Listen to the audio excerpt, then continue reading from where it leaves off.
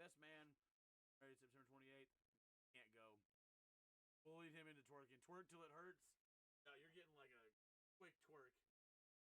Fuckers.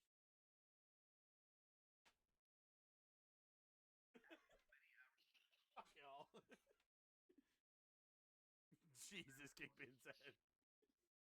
Ah, I feel so used. Movement in this area. 25 remain. Solid work so far. See, that's one thing that, like, the opponent should have said that no one could use that shotgun. God damn it, I was reloading.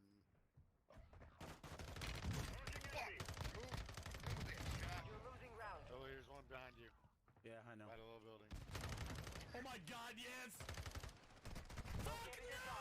He fucking nailed! Oh, really? This dude's freaking... Yeah, It's the cheater. It's the cheater right here. Hostiles in the stress. The enemy here. Yep, Yeah, he just shot Nomad out of the air. Moving to my mark.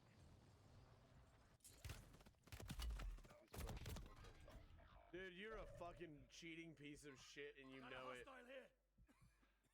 Such a piece of shit, He dude. shoot me through the wall. He shoot me through the wall in here. Yeah, he's cheating, dude. You do it. No, go ahead, do it. You have to get up in the chair? Do it.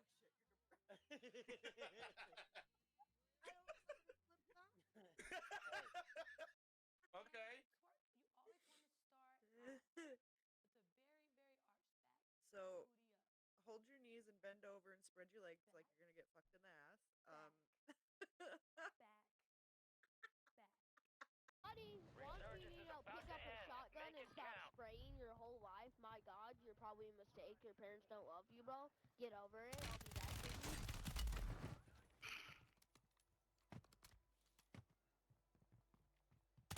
Kill confirmed.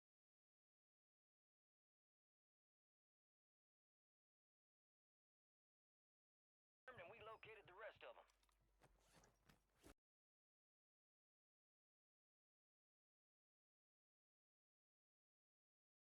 Up here on this roof. You got reinforcements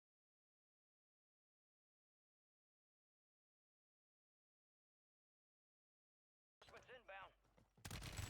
Good kill. He might make.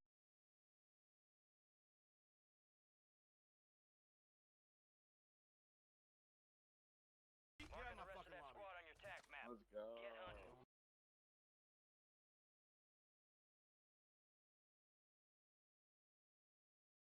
God, that was a clip. Emo or Nemo? Had me muted. So you can put a deployable shield on this somehow and jump up on this ledge. Deployed. Motherfucker.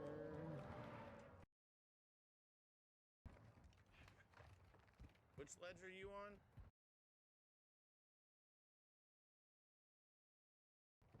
Oh my gosh.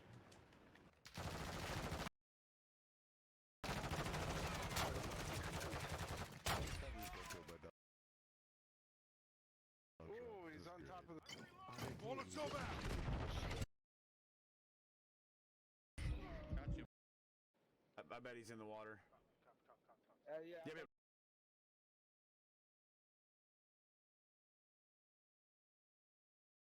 Comms. Throw down them prompts.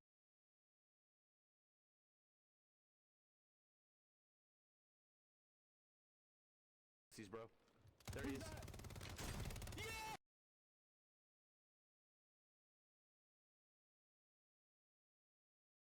Yes, dude! Let's fucking go!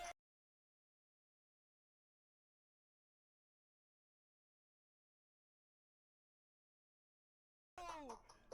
Got that fucking dub!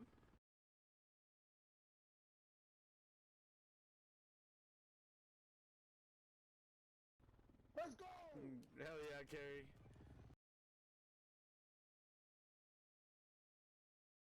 Good shit, my boy. That was awesome, dude. 11 kills.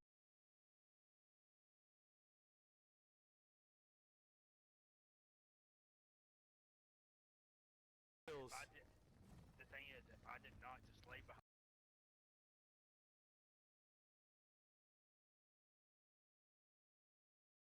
that tree and let them fight. I'm dead. You were done.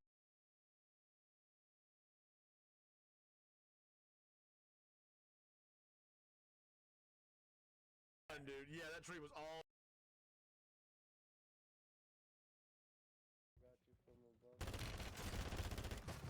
Two.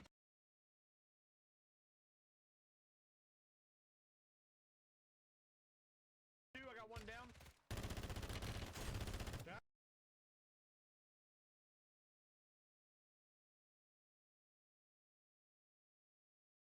Two down.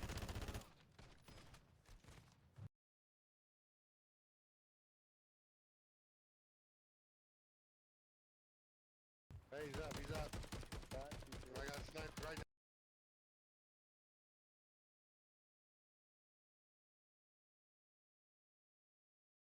Down here. Good kill. He's dead. Marking the rest of that.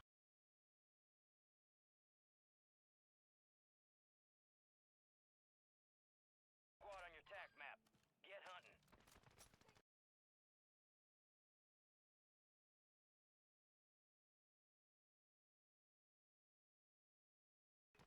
Hey, behind.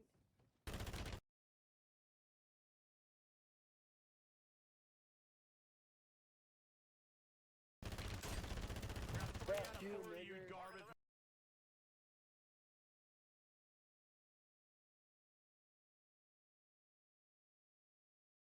Motherfucking piece of shit, bro. Go get hunting. He was not happy. I'm gonna hop in the gun. One of your allies is back in the game.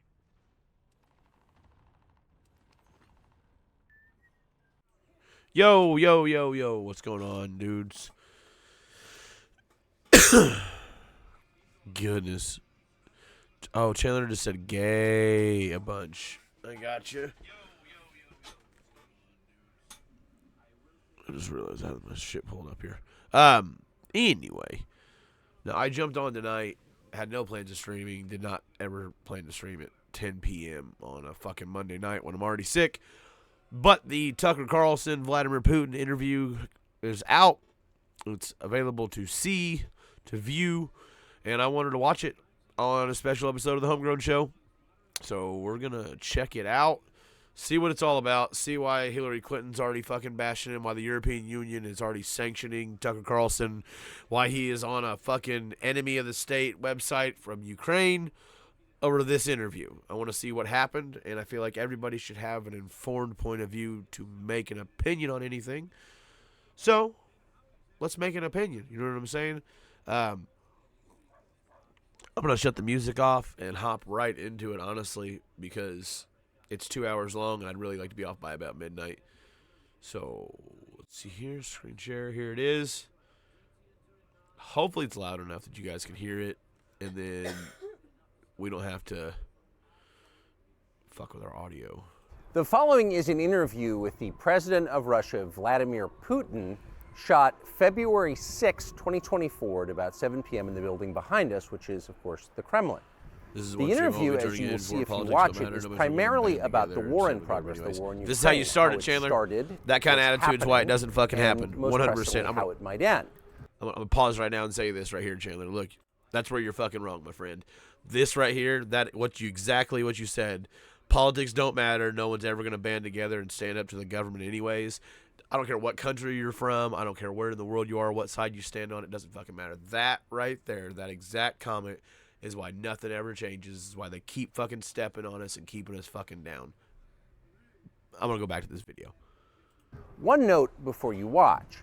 At the beginning of the interview, we asked the most obvious question, which is, why did you do this? Did you feel a threat, an imminent physical threat?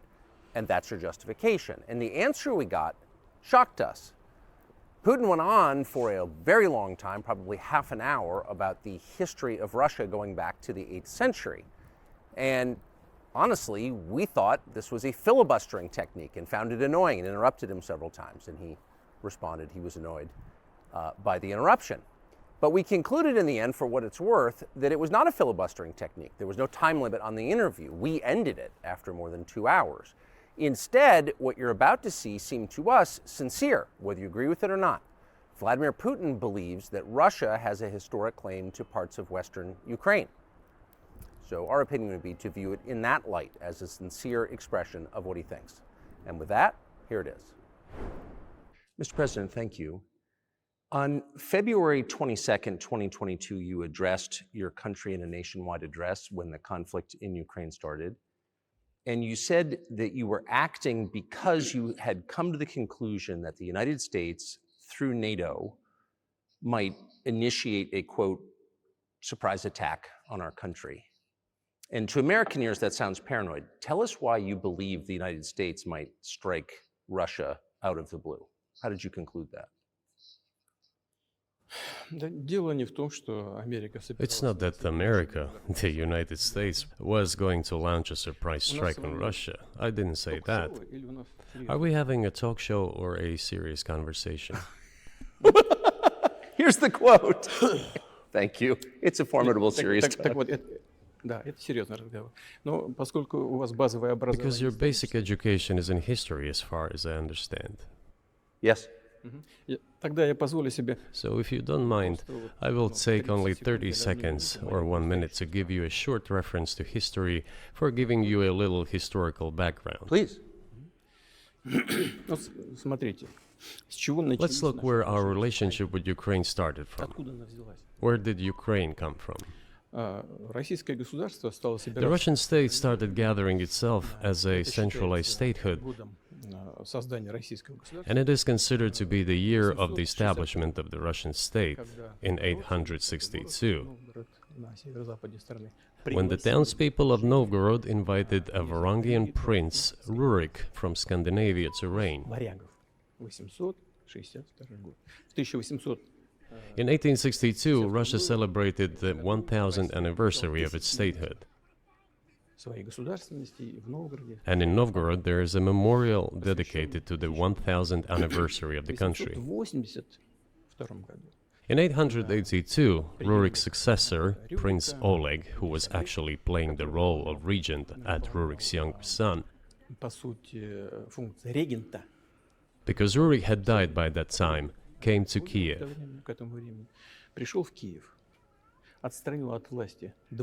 He ousted two brothers who apparently had once been members of Rurik's squad. So Russia... I gotta say that this translation thing drags on a little bit here. I do understand that, but I'm willing to deal with it. Began to develop with two centers of power, Kiev and Novgorod. The next very significant date in the history of Russia was 988. This was the baptism of Russia, when Prince Vladimir, the great-grandson of Rurik, baptized Russia and adopted Orthodoxy, or Eastern Christianity. From this time, the centralized Russian state began to strengthen. Why? Because of the single territory, integrated economic ties, one and the same language, and, after the baptism of Russia, the same faith and rule of the prince. The centralized Russian state began to take shape. Back in the Middle Ages, Prince Yaroslav the Wise introduced the order of succession to a throne. But after he passed away, it became complicated for various reasons. The throne was passed not directly from father to eldest son, but from the prince who had passed away to his brother, then to his sons in different lines. All this led to the fragmentation and the end of Rus as a single state. There was nothing special about it. The same was happening then in Europe.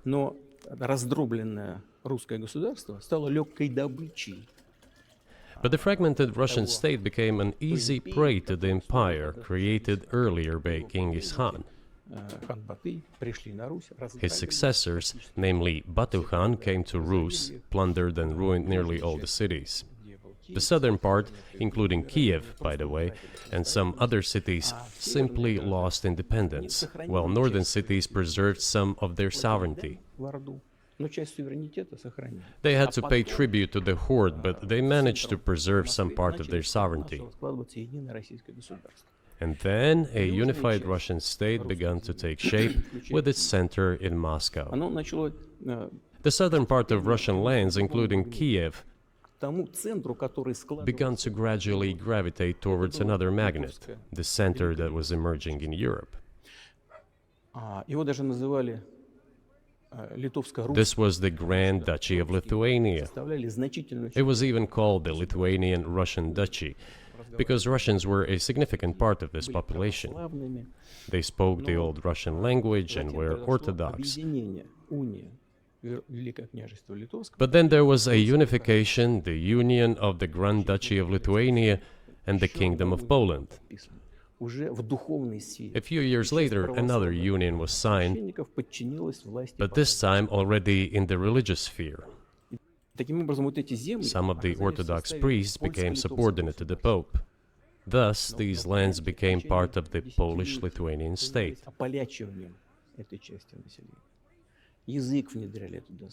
During decades, the Poles were engaged in Polonization of this part of the population.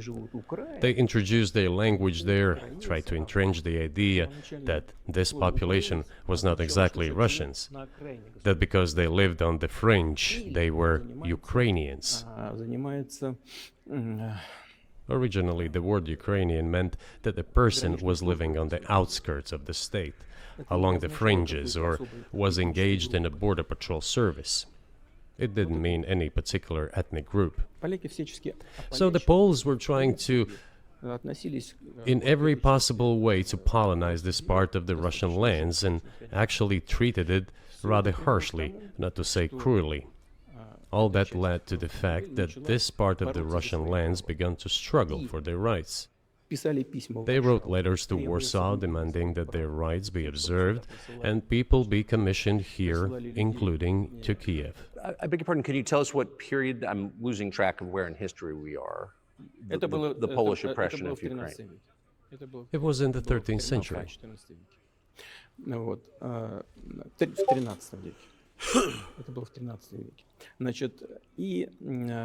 Now I will tell you what happened later and give the dates so that there is no confusion. And in 1654, even a bit earlier, the people who were in control of the authority over that part of the Russian lands addressed Warsaw, I repeat, demanding that they send them to rulers of Russian origin and Orthodox faith. When Warsaw did not answer them, and in fact rejected their demands, they turned to Moscow, so that Moscow took them away. So that you don't think that I'm inventing things, I'll give you these documents.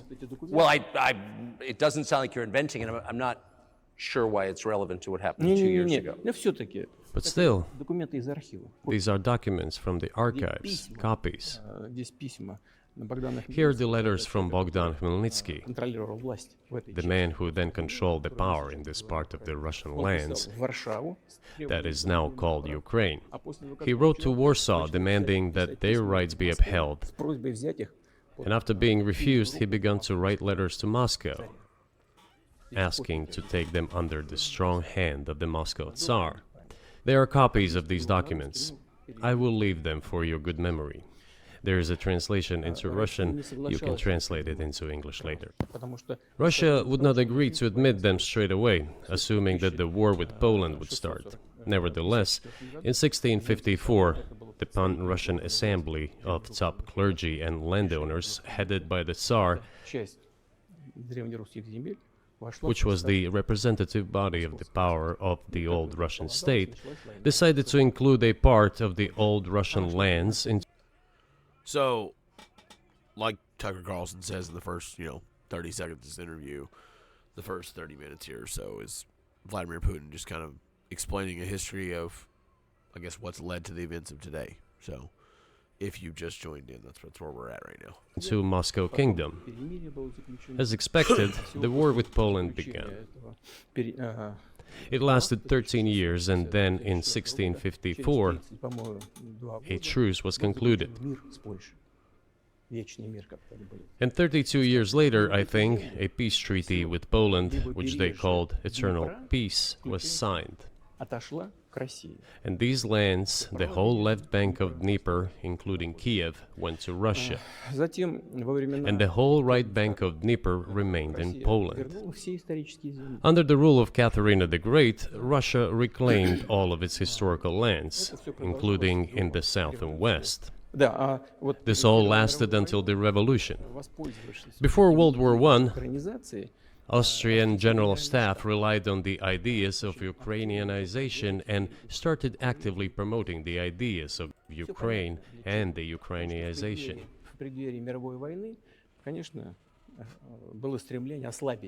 Their motive was obvious. Just before World War I, they wanted to weaken the potential enemy and secure themselves favorable conditions in the border area. So the idea which had emerged in Poland that people residing in that territory were allegedly not really Russians, but rather belonged to a special ethnic group, Ukrainians, started being propagated by the Austrian General Staff.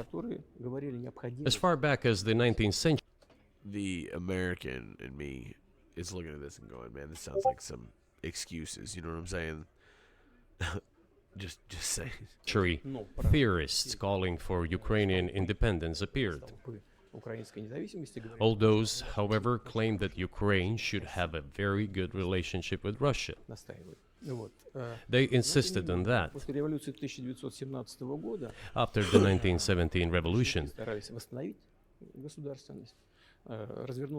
the Bolsheviks sought to restore the statehood, and the civil war began, including the hostilities with Poland. In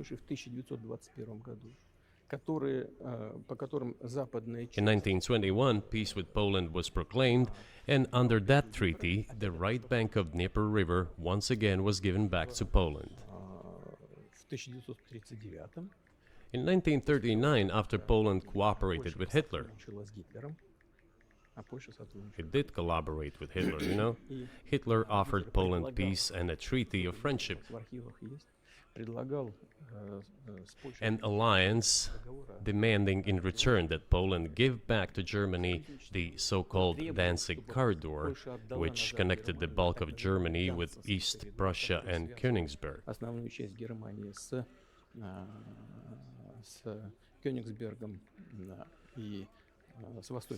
After World War I, this territory was transferred to Poland, and instead of Danzig, a city of Gdansk emerged.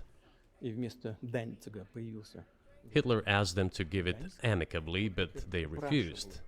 Of course. Still, they collaborated with Hitler and engaged together in the partitioning of Czechoslovakia. But may I ask you, you're making the case that Ukraine, certainly parts of Ukraine, eastern Ukraine, is in effect Russia, has been for hundreds of years. Why wouldn't you just take it when you became president 24 years ago? You have nuclear weapons, they don't. If it's actually your land, why did you wait so long? I'll tell you. I'm coming to that. This briefing is coming to an end. It might be boring, but it explains many things. I just don't know how it's relevant. Good. Good. I'm so gratified that you appreciate that. Thank you. So, before World War II, Poland collaborated with Hitler, and although it did not yield to Hitler's demands, it still participated in the partitioning of Czechoslovakia together with Hitler, as the Poles had not given the Danzig corridor to Germany and went too far, pushing Hitler to start World War II by attacking them. Why was it Poland against whom the war started on 1st September 1939? Poland turned out to be uncompromising, and Hitler had nothing to do but start implementing his plans with Poland. By the way, the USSR, I have read some archive documents, behaved very honestly. It asked Poland's permission to transit its troops through the Polish territory to help Czechoslovakia. But the then Polish foreign minister said that if the Soviet planes flew over Poland, they would be downed over the territory of Poland. But that doesn't matter. What matters is that the war began, and Poland fell prey to the policies it had pursued against Czechoslovakia, as under the well-known Molotov-Ribbentrop Pact. Part of the territory, including western Ukraine, was to be given to Russia. Thus, Russia, which was then named the USSR, regained its historical lands. After the victory in the Great Patriotic War, as we call World War II, all those territories were ultimately enshrined as belonging to Russia, to the USSR. As for Poland, it received, apparently in compensation, the lands which had originally been German. The eastern parts of Germany, these are now western lands of Poland. Of course, Poland regained access to the Baltic Sea and Danzig, which was once again given its Polish name. So this was how this situation developed. Nomad. Yo, thank you for the raid. I'm not sure if you guys are going to be interested in this or not, but I'm watching the Tucker Carlson Vladimir Putin interview right now. It's just become available, I believe, within the last day or so, maybe even today. Literally just going over and watching it and just seeing what the fuck it's about, because I've already seen like clips and shit on TikTok and whatever where Hillary Clinton has already fucking come out and spoke against it and like basically made him out to be like some crazy treasonous dude. The European Union has already put sanctions on Tucker Carlson, and there's a Ukrainian website that lists like all of their enemies of the state, and he's listed on there as a Russian fascist propagandist. So we're just checking it out. You guys are more than welcome to hang out, obviously. I'd love to have you here, and if you don't watch it now, I would definitely recommend watching this video later. It's free. You can go Google Tucker Carlson interview, and it fucking pops up. It's the first option. So just wanted to check it out, and honestly, this kind of shit, I don't know, dude. I feel like the video games and shit are just stupid, and I mean, I enjoy playing them, but trying to stream them and make something out of it, I want to do this shit. I've always wanted to do this shit. I never do this shit, and here we are. So I'm going to watch this. You guys got any comments or questions on it or whatever, I'll talk with you guys about it. I'll pause it like we are right now. If not, I'm going to jump back into it. Hope you guys had good streams. Thank you for jumping in here, by the way. In 1922, when the USSR was being established, the Bolsheviks started building the USSR and established the Soviet Ukraine, which had never existed before. Right.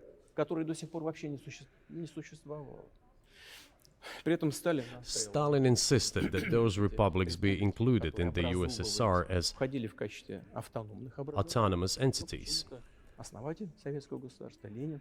For some inexplicable reason, Lenin, the founder of the Soviet state, insisted that they be entitled to withdraw from the USSR.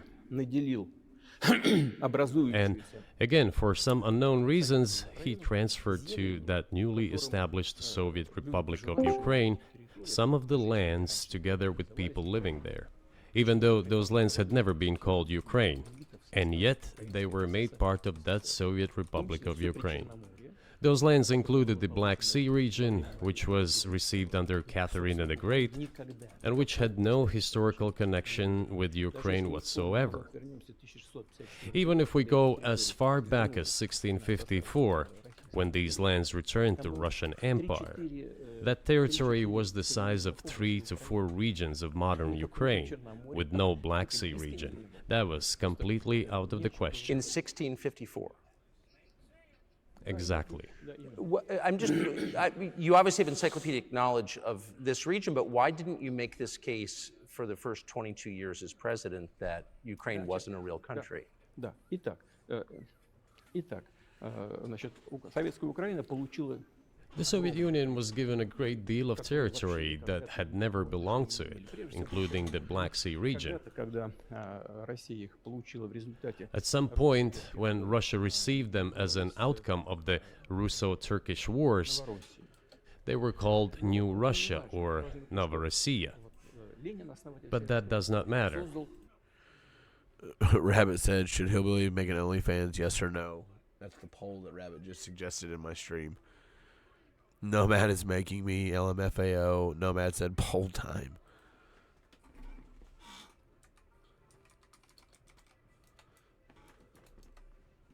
I'll give you a poll.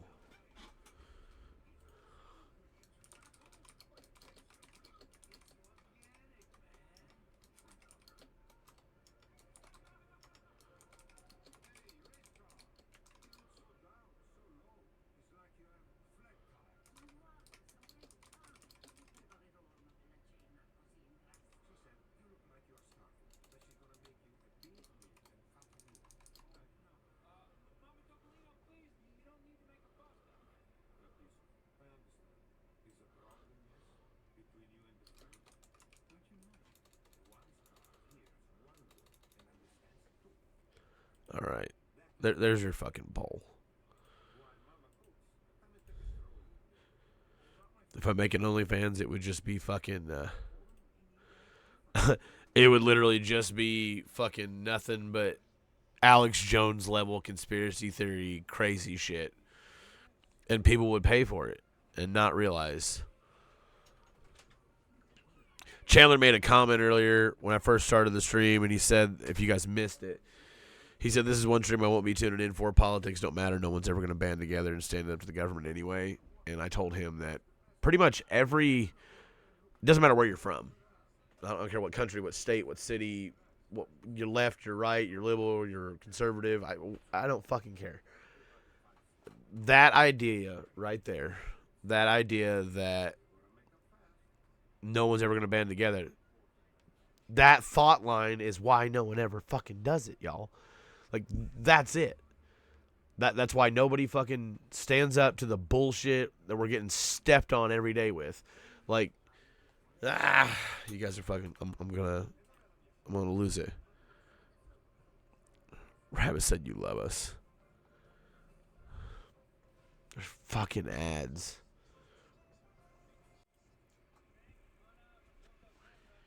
Apparently I've got ads going on right now. So I'm going to wait.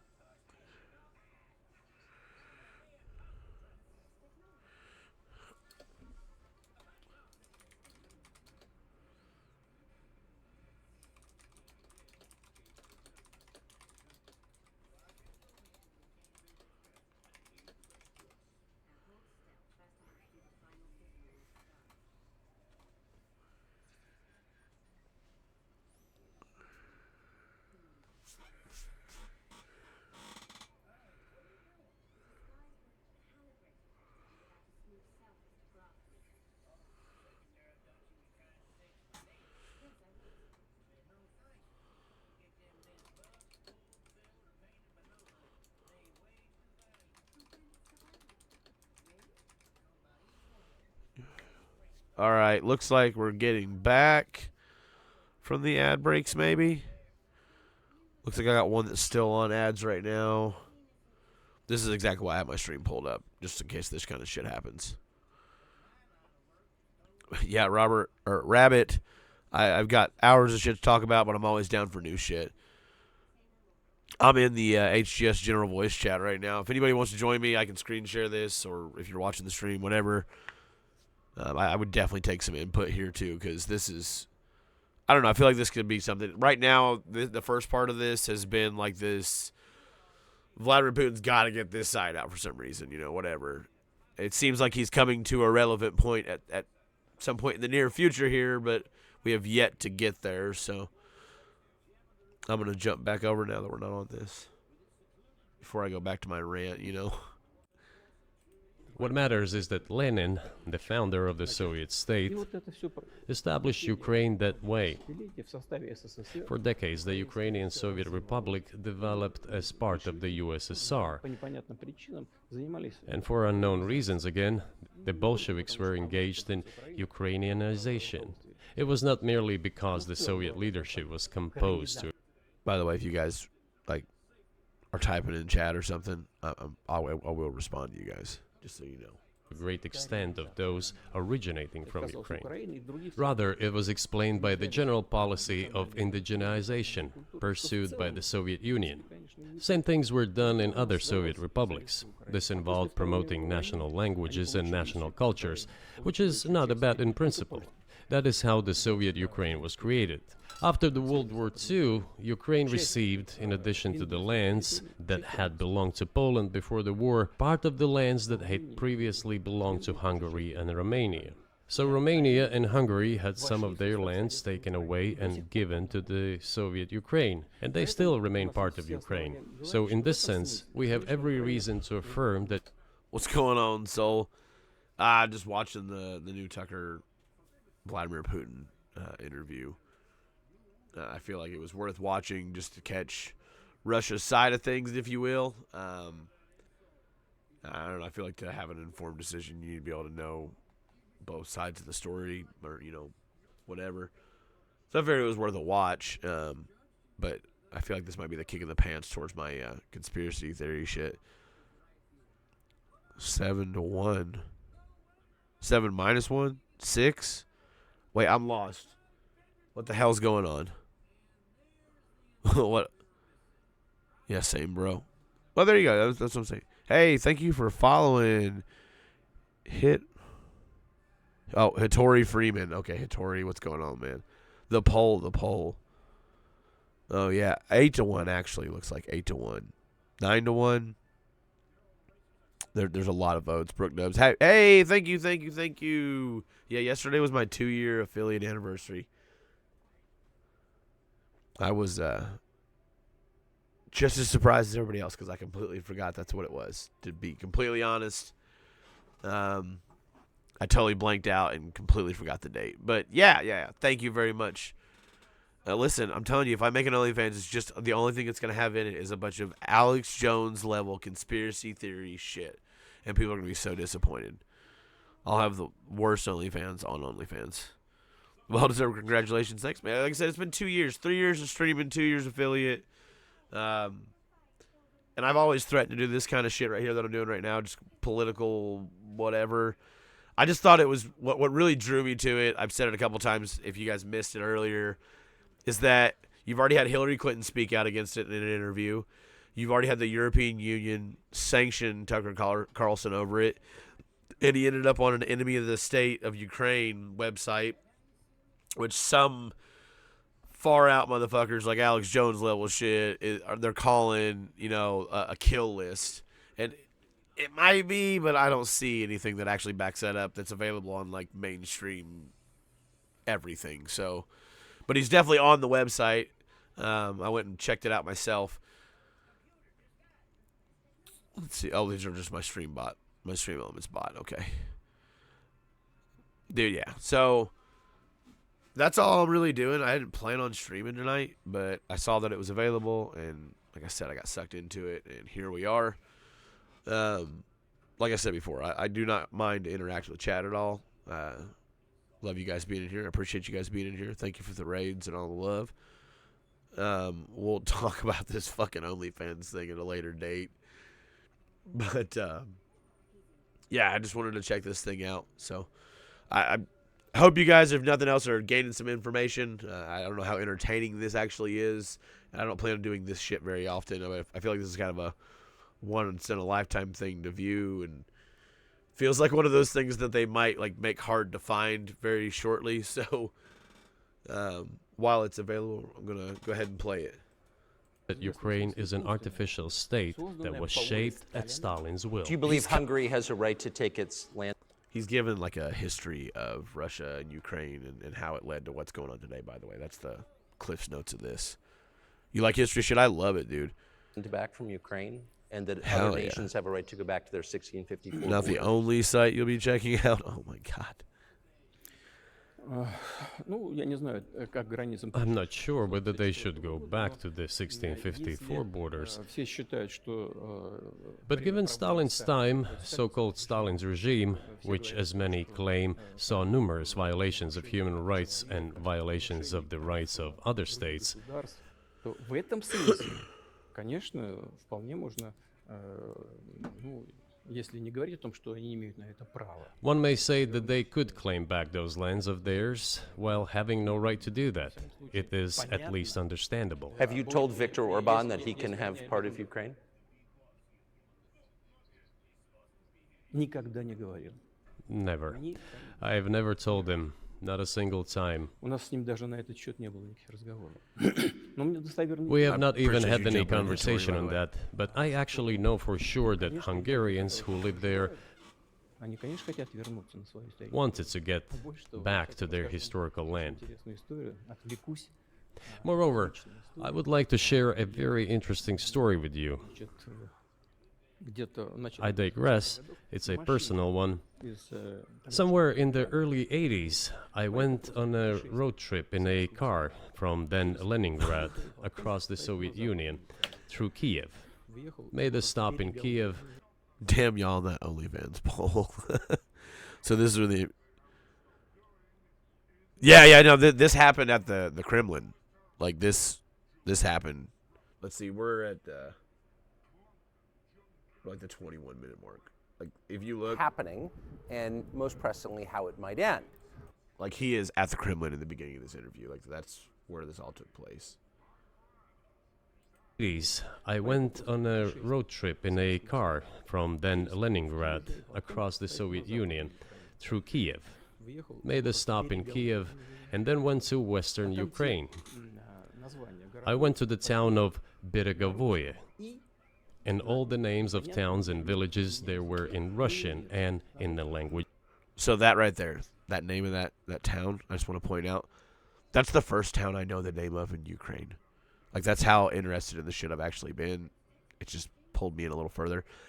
And when you think about it, how many different provinces, towns, cities, places in Ukraine do anybody here know?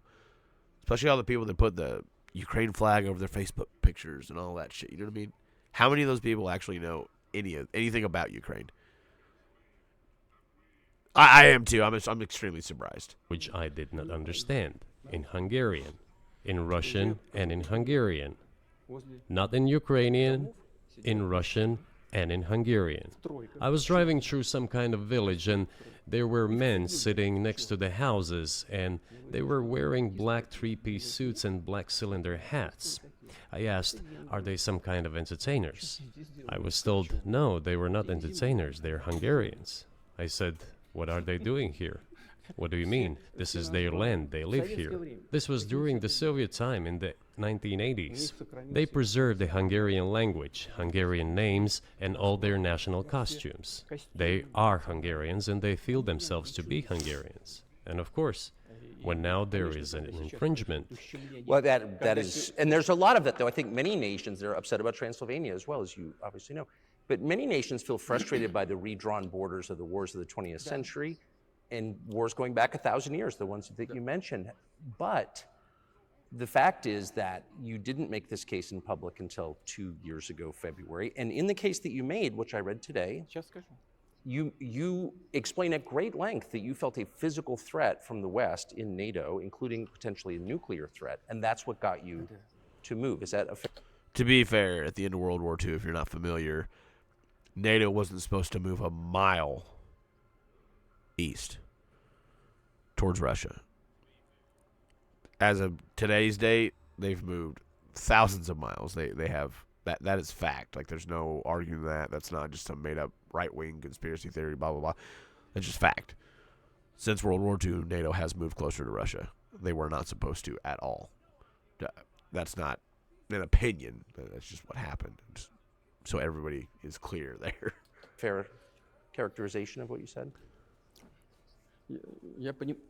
Я понимаю, что мои длинные диалоги, они... I understand that my long speeches probably fall outside of the genre of the interview. That is why I asked you at the beginning, are we going to have a serious talk or a show? You said a serious talk, so bear with me, please. That's him getting tired of Tucker interrupting. Coming to the point where the They really did it themselves, to be honest. I'm just saying. Just saying. Soviet Ukraine was established. Then, in 1991, the Soviet Union collapsed, and everything that Russia had generously bestowed on Ukraine was dragged away by the latter. I'm coming to a very important point of today's agenda. Thank you. After all, the collapse of the Soviet Union was effectively initiated by the Russian leadership. I do not understand what the Russian leadership was guided by at the time, but I suspect there were several reasons to think everything would be fine.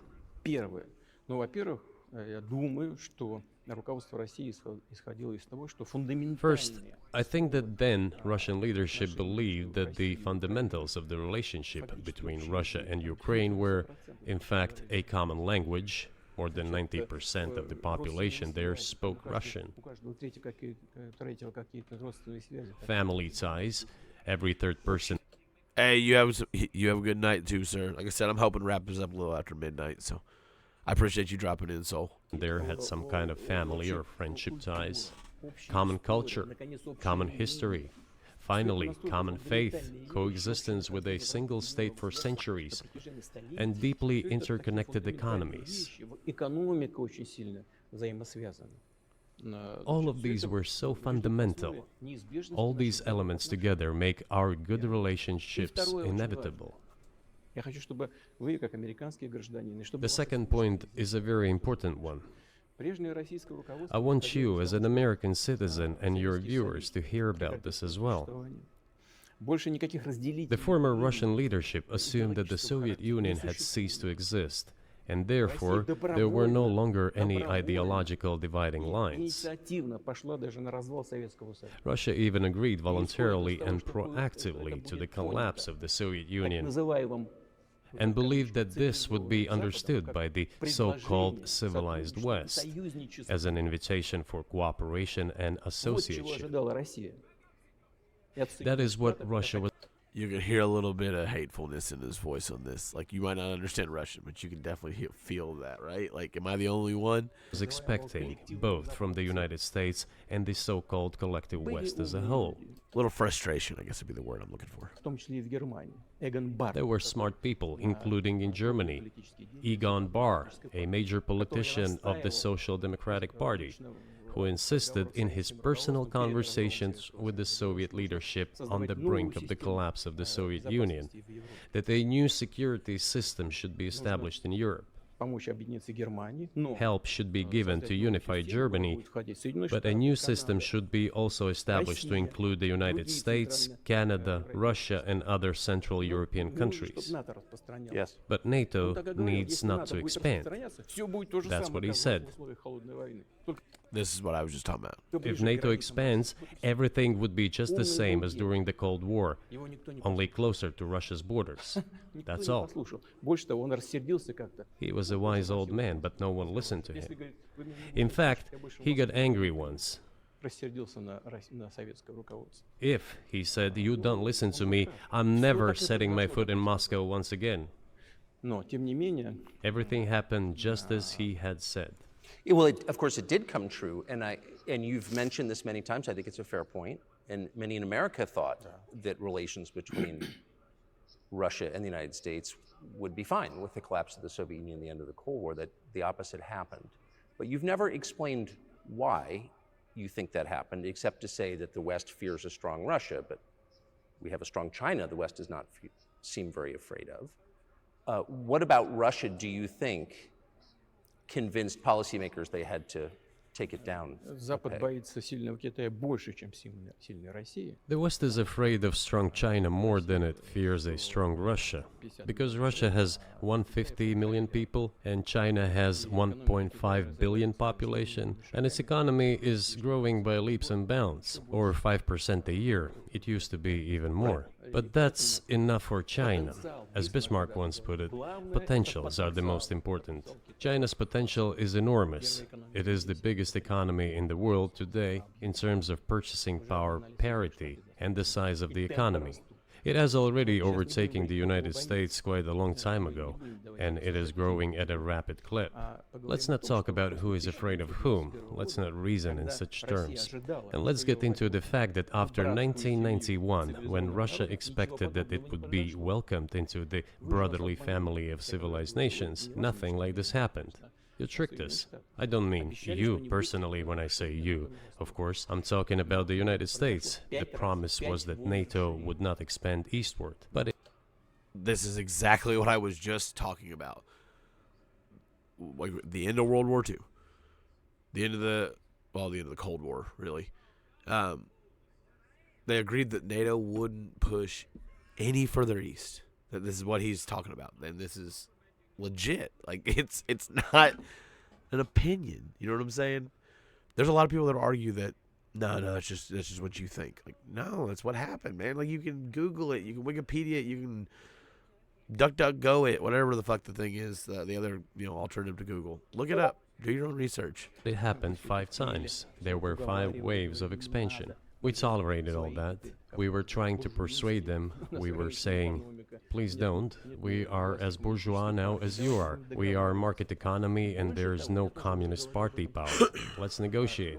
Moreover, I have also said this publicly before. There was a moment when a certain rift started growing between us. Before that, Yeltsin came to the United States. Remember, he spoke in Congress and said the good words. God bless America. Everything he said were signals. Let us in. Remember the developments in Yugoslavia before the Yeltsin was lavished with praise? As soon as the developments in Yugoslavia started, he raised his voice in support of Serbs, and we couldn't but raise our voices for Serbs in their defense. I understand that there were complex processes underway there, I do, but Russia could not help raising its voice in support of Serbs, because Serbs are also a special and close to us nation, with Orthodox culture and so on. It's a nation that has suffered so much for generations. Well, regardless, what is important is that Yeltsin expressed his support. What did the United States do? In violation of an international law and the UN Charter, it started bombing Belgrade. It was the United States that let the genie out of the... Oh my goodness, you guys, did you hear that? The United States? You hear the accusation of the United States going out and starting a war, or committing war crimes, or going against, the UN Charters or whatever, That's never fucking happened ever once, right? Bottom. Moreover, when Russia protested and expressed its resentment, what was said? The UN Charter and international law have become obsolete. Now everyone invokes international law, but at that time they started saying that everything was outdated. Everything had to be changed. Indeed, some things need to be changed, as the balance of power has changed. It's called changing the terms after the deal is done. It's true, but not in this manner. Yeltsin was immediately dragged through the mud, accused of alcoholism, of understanding nothing, of knowing nothing. He understood everything, I assure you. Well, I became president in 2000. I thought, okay, the Yugoslav issue is over, but we should try to restore relations. Let's reopen the door that Russia had tried to go through. And moreover, I said it publicly, I can reiterate. At a meeting here in the Kremlin with the outgoing President Bill Clinton, right here in the next room, I said to him, I asked him, Bill, do you think if Russia asked to join NATO, do you think it would happen? Suddenly he said, it's interesting. I think so. But in the evening, when we met for dinner, he said, I've talked to my team. No, It's not possible now. Можете спросить у него. Да, я думаю, наши... You can ask him. I think he will watch our interview. Я He'll никогда не confirm it. стал подобного I говорить, wouldn't если have этого said не было. anything like that if it Ну hadn't ладно, happened. сейчас невозможно. Okay. Were you well, it's sincere? impossible now. Would you have joined NATO? Послушайте, Look, я I задал asked the вопрос. question, is it possible or not? And the answer I got was no. If I was insincere in my desire to find out what the leadership position was, But if he had said yes, would you have joined NATO? Если бы он, if если бы he он had said сказал yes, да, the значит, process of rapprochement would have commenced, and eventually it might have happened if we had seen some sincere wish on the other side Yeah, but is this like one of those situations where like they just wanted to get asked to the dance, they didn't actually want to dance? You know what I mean? Like, of our partners. I think that's what Tucker's getting at. But it didn't happen. Well, no means no. Okay, fine. Why do you think that is? Just to get to motive, I know you're clearly bitter about it. I understand. But why do you think the West rebuffed you then? Why the hostility? Why did the end of the Cold War not fix the relationship? What motivates this from your point of view? That's a good question. I actually kind of had the same question. Like, what is the holdback of everybody at that point? Because Cold War's over. The communist state was gone. Like, was it just lingering hard feelings from the Cold War? Maybe. I don't know. Вы сказали, что You said I was bitter about the answer. No, it's not bitterness. It's just a statement of fact. We're not bride and groom, bitterness, resentment. It's not about those kind of matters in such circumstances. We just realized we weren't welcome there, that's all. Okay, fine. But let's build relations in another manner. Let's look for common ground elsewhere. Why we received such a negative response, you should ask your leaders. I can only guess why. Too big a country with its own opinion and so on. And the United States, I've seen how issues are being resolved in NATO. Ну, я же видел, как решают. I will give you another example now concerning Еще Ukraine. один из примеров сейчас приведу, касающийся The US leadership exerts pressure, and all NATO members obediently vote, послушно голосуют. Даже если им even чего-то if they не do not нравится. like Сейчас something. я скажу в этой связи, что происходило с Украиной. Now, I'll tell you what happened in this regard with Ukraine in 2008, although it's being discussed. I'm not going to open a secret to you, say Мы пытались anything new. по-разному выстроить отношения. Nevertheless, after that we tried to build relations in different ways.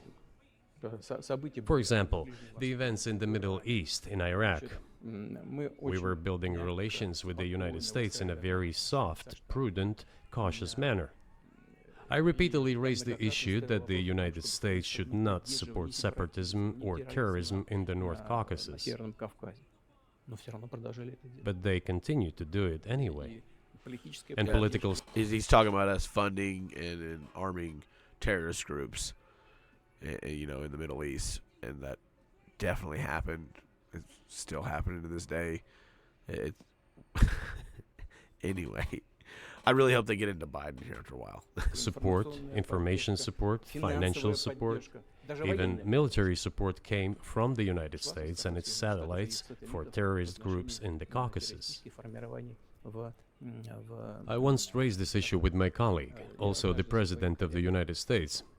He says, "It's impossible. Do you have proof?" I said, "Yes." I was prepared for this conversation, and I gave him that proof. He looked at it, and you know what he said? "I apologize, but that's what happened." I'll quote. He says, "Well, I'm gonna kick their ass." We waited and waited for some response. There was no reply. I said to the FSB director, "Write to the CIA, what is the result of the conversation with President?" He wrote once, twice, and then we got a reply. We have the answer in the archive. The CIA replied, "We have been working with the opposition in Russia. We believe that this is the right thing to do, and we will keep on doing it." Just ridiculous. Well, okay. We realized that it was out of the question. Forces in opposition to you. So you're saying the CIA is trying to overthrow your government? Ну, конечно, имелось в виду в данном случае. Of course, they meant in that particular case the separatists, the terrorists who fought with us in the Caucasus. Они их называли That's who they call the opposition. Это вот второй момент. This is the second Очень point. важный. The third moment is a very important one. Is the moment when the US missile defense system was created. Начало. The beginning. Уговаривали. We persuaded for a long time not to do it in the United States. Меня пригласили в Moreover, отец Буша after was invited by Bush Jr.'s father, Bush Sr., to visit his place on the ocean, Там состоялась очень серьезная беседа, I had a very serious conversation with President Bush and his team. чтобы I proposed that the United States, Russia, and Europe jointly create a missile defense system that, we believe, if created unilaterally, threatens our security, despite the fact that the United States officially said that it was being created against missile threats from Iran. That was the justification for the deployment of the missile defense system. I suggested working together, Russia, the United States, and Europe. They said it was very interesting. They asked me, "Are you serious?" I said, "Absolutely." May I ask, what year was this? Ну, я не помню. Вот, I don't remember. в интернете, когда я был. It is easy to find out on the internet when I was in the USA at the invitation of Bush Sr.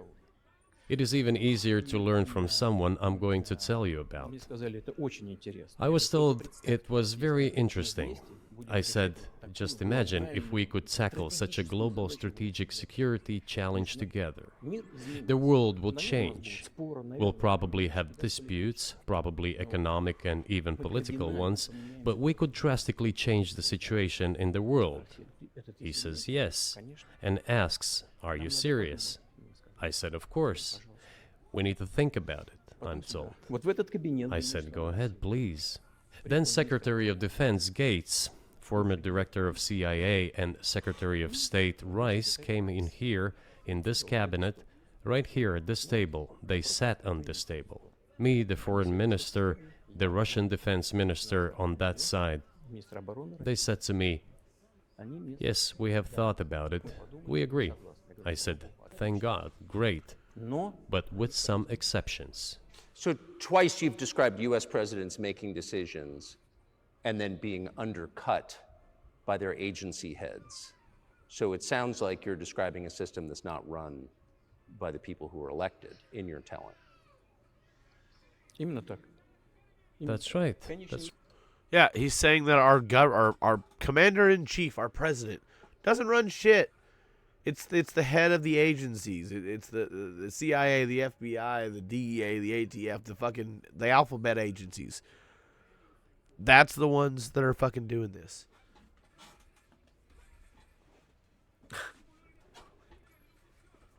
Give me 1 second here, guys. We got an ad break going on right now. Probably needed a break from that for a moment anyway. I know, like I said, a lot of you guys probably aren't going to find this interesting. I hope there are a handful that find this extremely interesting, because this is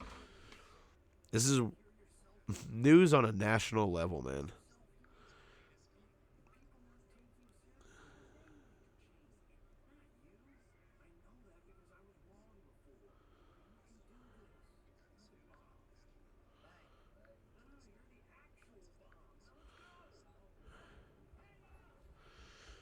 All right, we're gonna wait for this ad to be done with. Or these ads, whatever it might be. I appreciate you guys jumping in here, though, checking out what's going on, what we're talking about. I'm probably gonna be doing a lot more of this. I'll still game. I'm not saying I'm gonna quit gaming, but I'm definitely gonna do more of this.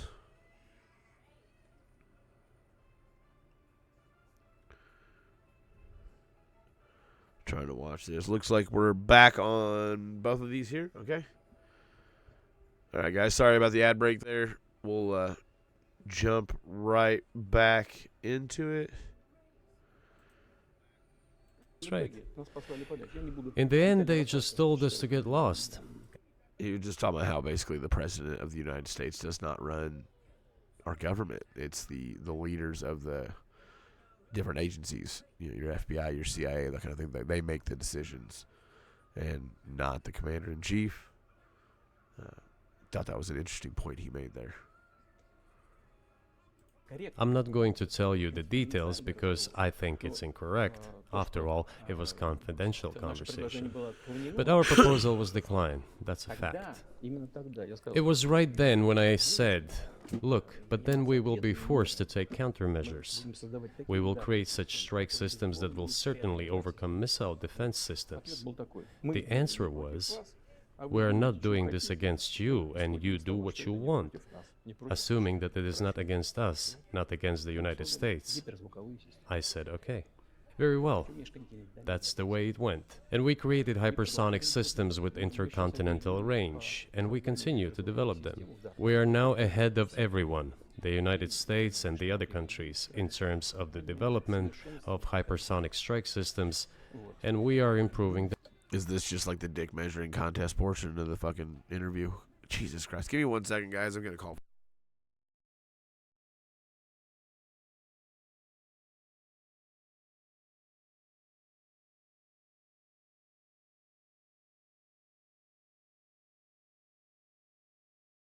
I bet he's in the water. Yeah. Yep, comms. Throw down them proxies, bro. There he is. Yes! Dude! Let's fucking go! Got that fucking dub. Let's go! Hell yeah, Carrie. Good shit, my boy. That was awesome, dude. 11 kills. The thing is, if I did not just lay behind that tree and let them fight, I'm dead. You were done, dude. Yeah, that tree was all. Two. I got 1 down. Got 2 down. Hey, he's up. I got sniped right down here. Good kill. He's dead. Marking the rest of that squad on your tac map. Get hunting. Hey, behind. Fuck you, garbage motherfucking piece of shit, bro. Go get hunting. He was not happy.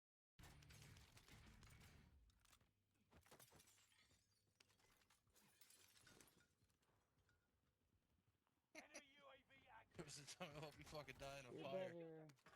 It's fucked up. I'm finding the gas. There's 2 coming out of decon, bottom floor. Loadout drop on the way. Got a loadout drop inbound. Squad member is redeployed. On my loadout. Going to loadout. Oh, wait. I'm gonna hop in them, bud. One of your allies is back in the game.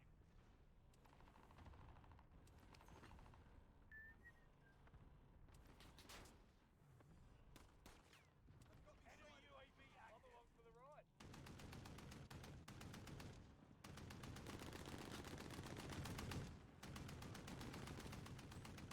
Biking pin. Hostile fighters in the area. Watch Good the asshole. side.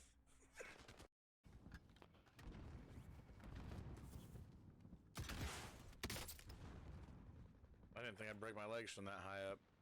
Or that low.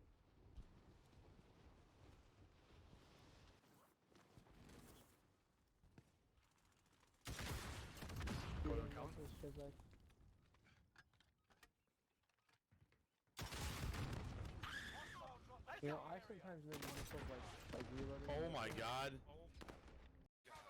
Movement in this area. 25 remain. Solid work so far. See, that's one thing that, like, this opponent should have said that no one could use that shotgun. God damn it, I was reloading.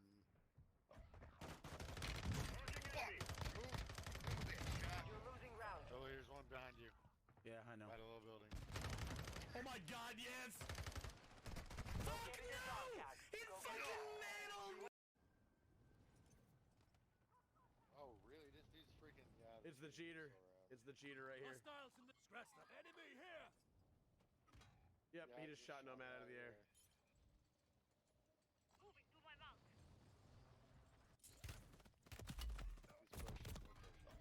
Dude, you're a fucking cheating piece of shit and you know it. Hostile here. Such a piece of shit, dude. He shoot me through the wall. He shoot me through the wall in here. Yeah, he's cheating. Sorry about that, you guys. I am back. Them every day. But it wasn't us. We proposed to go the other way, and we were pushed Теперь back. по поводу расширения НАТО на восток. Now, Ну, about обещали. NATO's expansion to the Никакого east. НАТО на восток. Well, we were promised no NATO to the east, not an inch to the east, as we were told. And then what? Ну, They said, well, it's not enshrined on paper, so we'll expand. 5 расширений. So there were 5 waves of expansion, the Baltic states, the whole of Eastern Europe, and so on. И вот теперь прихожу к главному. And now I come to the main thing. They have come to the Ukraine, ultimately. In 2008, at the summit in Bucharest, they declared that the doors for Ukraine and Georgia to join NATO were open. Now about how decisions are made. But Russia wasn't. Germany, France seemed to be against it, as well as some other European countries. But then, as it turned out, later, President Bush, and he is such a tough guy, a tough politician, as I was told later, he exerted pressure on us and we had to agree. It's ridiculous, it's like kindergarten. Where are the guarantees? What kindergarten is this? What kind of people are these? Who are they? You see, they were pressed, they agreed. And then they say, Ukraine won't be in the NATO, you know? I say, I don't know. I know you agreed in 2008. Why won't you agree in the future? Well, they pressed us then. I say, why won't they press you tomorrow? And you'll agree again. Well, it's nonsensical. Who's there to talk to? I just don't understand. We're ready to talk. But with whom? Where are the guarantees? None. So they started to develop the territory of Ukraine. Whatever is there, I have told you the background, how this territory developed, what kind of relations there were with Russia. Every second or third person there has always had some ties with Russia. And during the elections, in already independent, sovereign Ukraine, which gained its independence as a result of the Declaration of Independence, and by the way, it says that Ukraine is a neutral state, and in 2008, suddenly the doors or gates to NATO were open to it. Oh, come on. This is not how we agreed. Now, all the presidents that have come to power in Ukraine, they relied on electorate with a good attitude to Russia in one way or the other. This is the southeast of Ukraine. This is a large number of people. And it was very difficult to dissuade this electorate, which had a positive attitude towards Russia. Viktor Yanukovych came to power, and how? The first time he won after President Kuchma, they organized a third round, which is not provided for in the constitution of Ukraine. This is a coup d'etat. Just imagine, someone in the United States wouldn't like the outcome. In 2014? Before that. No, this was before that. After President Kuchma, Viktor Yanukovych won the elections. However, his opponents did not recognize that victory. The US supported the opposition, and the third round was scheduled. What is this? This is a coup. The US supported it, and the winner of the... It's almost sounding like Putin saying the US was involved in some election interference. Third round came to power. Imagine if in the US something was not to someone's liking, and the third round of election, which the US Constitution does not provide for, was organized. Nonetheless, it was done in Ukraine. Okay, Viktor Yushchenko, who was considered a pro-Western politician, came to power. Fine, we have built relations with him as well. He came to Moscow with visits. We visited Kiev. I visited too. We met in an informal setting. If he's pro-Western, so be it. It's fine. Let people do their job. The situation should have developed inside the independent Ukraine itself. As a result of Kuchma's leadership, things got worse and Viktor Yanukovych came to power after all. Maybe he wasn't the best president and politician, I don't know. I don't want to give assessments. However, the issue of the association with the EU came up. We have always been lenient to this. Suit yourself. But when we read through the Treaty of Association, it turned out to be a problem for us, since we had a free trade zone and open customs borders with Ukraine, which under this association had to open its borders for Europe, which could have led to flooding of our market. We said, no, this is not going to work. We shall close our borders with Ukraine then. The customs borders, that is. Yanukovych started to calculate how much Ukraine was going to gain, how much to lose, and said to his European partners, I need more time to think before signing. The moment he said that, the opposition began to take destructive steps which were supported by the West. It all came down to Maidan and a coup in Ukraine. So he did more trade with Russia than with the EU. Ukraine did. Of course. It's not even the matter of trade volume, although for the most part it is. It is the matter of cooperation ties, which the entire Ukrainian economy was based on. The cooperation ties between the enterprises were very close since the times of the Soviet Union. One enterprise there used to produce components to be assembled both in Russia and Ukraine, and vice versa. They used to be very close ties. A coup d'etat was committed, although I shall not delve into details now, as I find doing it inappropriate, the US told us. Calm Yanukovych down, and we will calm the opposition. Let the situation unfold in the scenario of a political settlement. We said, all right, agreed, let's do it this way. As the Americans requested, Yanukovych did use neither the armed forces nor the police, yet the armed opposition committed a coup in Kiev. What is that supposed to mean? Who do you think you are? I wanted to ask the then US leadership. With the backing of whom? With the backing of CIA, of course. The organization you wanted to join back in the day, as I understand. You just claimed that Tucker wanted to be part of the CIA back in the day. I wonder if that's true. It's an interesting question. But you say that the CIA helped stage a coup in Ukraine. You got to figure we've got our primaries and then our election, for the November, and then he's saying that basically, imagine a third round that wasn't constitutionally legal, just came into play, and this other guy got, elected in. That's what he's saying. We should thank God they didn't let you in, although it is a serious organization. I understand. My former vis-a-vis in the sense that I served in the first main directorate, Soviet Union's intelligence service. They have always been our opponents. A job is a job. Technically, they did everything right. They achieved their goal of changing the government. However, from political standpoint, it was a colossal mistake. Surely it was political leadership's miscalculation. They should have seen what it would evolve into. So, in 2008, the doors of NATO were opened for Ukraine. In 2014, there was a coup. They started persecuting those who did not accept the coup, and it was indeed a coup. They created a threat to Crimea, which we had to take under our protection. They launched the war in Donbass in 2014 with the use of aircraft and artillery against civilians. This is when it all started. There's a video of aircraft attacking Donetsk from above. They launched a large-scale military operation, then another one. When they failed, they started to prepare the next one. All this against the background of military development of this territory and opening of NATO's doors. How could we not express concern over what was happening? From our side, this would have been a culpable negligence. That's what it would have been. It's just that the US political leadership pushed us to the line we could not cross, because doing so could have ruined Russia itself.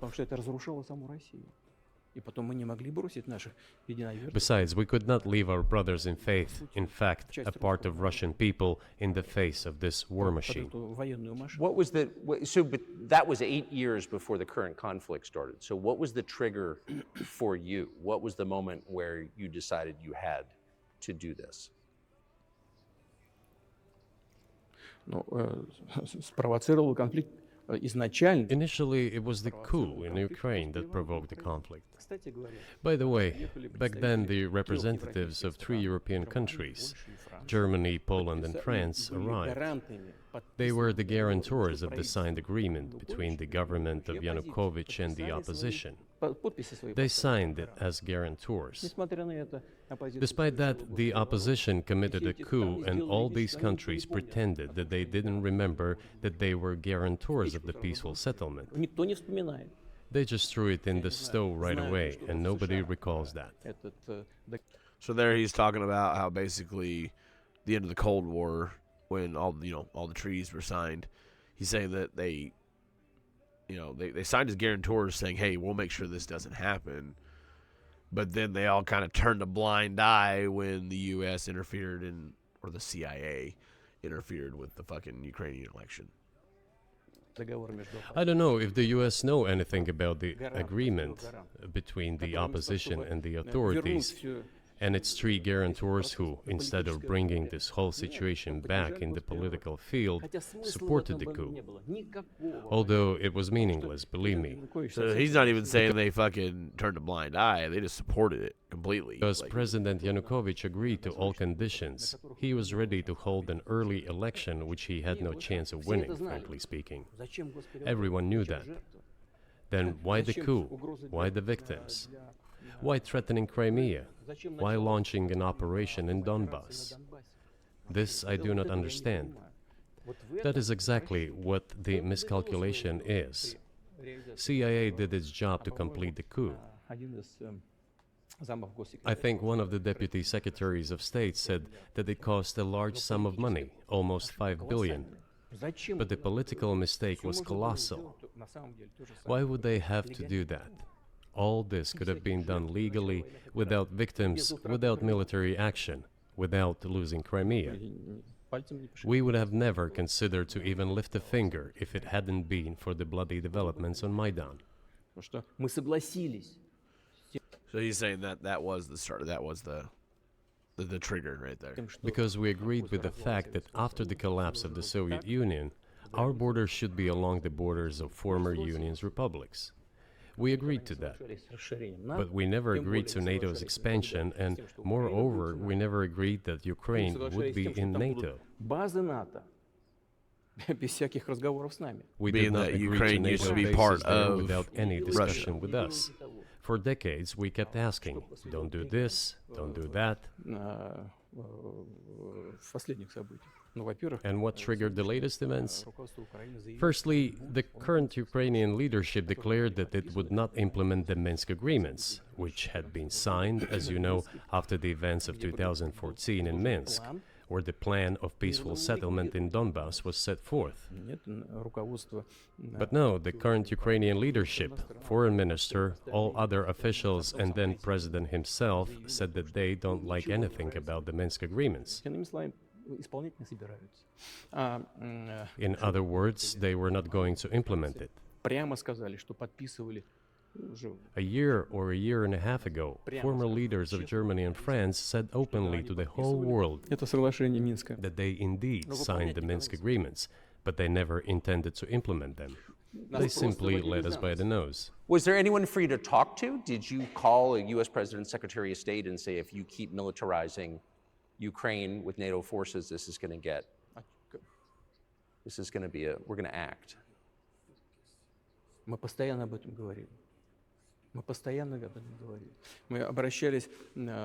We talked about this all the time. We addressed the United States and European countries' leadership to stop these developments immediately, to implement the Minsk agreements. Frankly speaking, I didn't know how. So yet another instance of the terms changing after the deal is done. We were going to do this, but I was ready to implement them. These agreements were complicated for Ukraine. They included lots of elements of those Donbas territories' independence. That's true. However, I was absolutely confident, and I'm saying this to you now. I honestly believe that if we managed to convince the residents of Donbas, and we had to work hard to convince them to return to the Ukrainian statehood, then gradually the wounds would start to heal. When this part of territory reintegrated itself into common social environment, when the pensions and social benefits were paid again, all the pieces would gradually fall into place. No, nobody wanted that. Everybody wanted to resolve the issue by military force only. But we could not let that happen. And the situation got to the point when the Ukrainian side announced, no, we will not do anything. They also started preparing for military action. It was they who started the war in 2014. Our goal is to stop this war. And we did not start this war in 2022. This is an attempt to stop it. Do you think you've stopped it now? I mean, have you achieved your aims? No, we haven't achieved our aims yet, because one of them is denazification. This means the prohibition of all kinds of neo-Nazi movements. This is one of the problems that we discussed during the negotiation process, which ended in Istanbul early this year.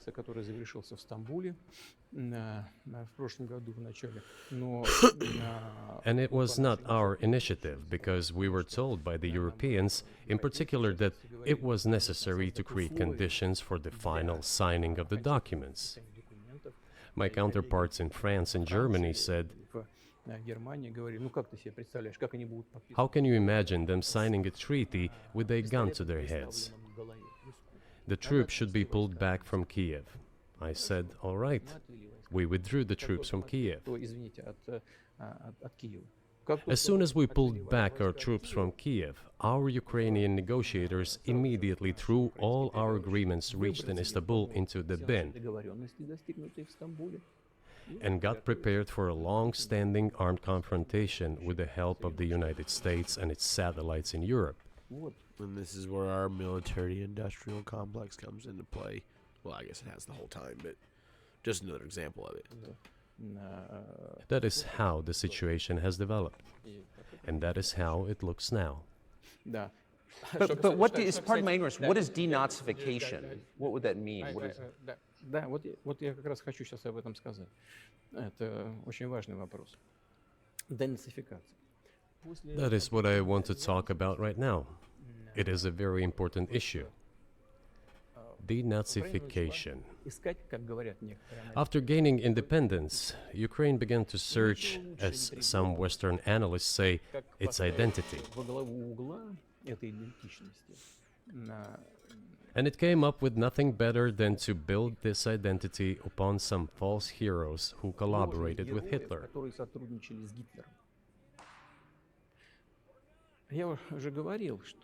I have already said that in the early 19th century, when the theorists of independence and sovereignty of Ukraine appeared, they assumed that an independent Ukraine should have very good relations with Russia.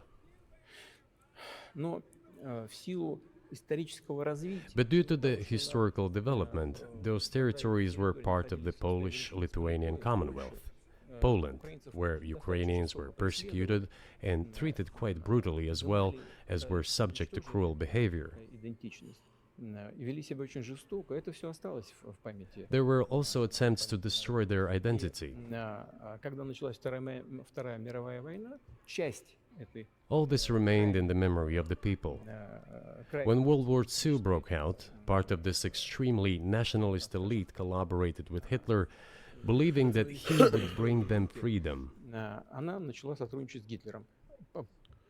The German troops, even the SS troops, made Hitler's collaborators do the dirtiest work of exterminating the Polish and Jewish population. Hence this brutal massacre of the Polish and Jewish population, as well as the Russian population too. Вот отсюда вот эта жестокая резня. This was led by the persons who are well known, Bandera, Shukevich. It was those people who were made national heroes. That is the problem.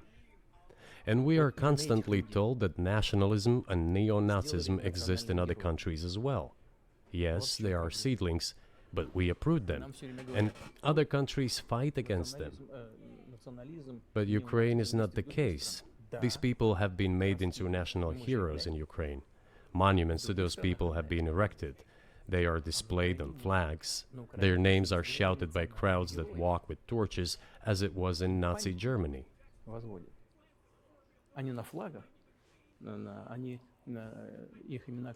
These were people who exterminated Poles, Jews, and Russians. Это люди, которые уничтожали поляков, евреев и русских.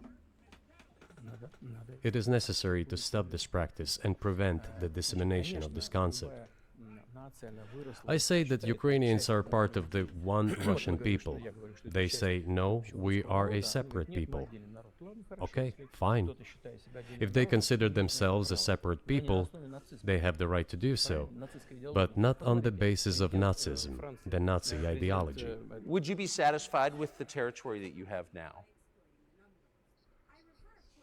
Нет, сейчас закончим. Вы же задали вопрос по неонацизму и денацификации. I will finish answering the question. You just asked a question about neo-Nazism and denazification.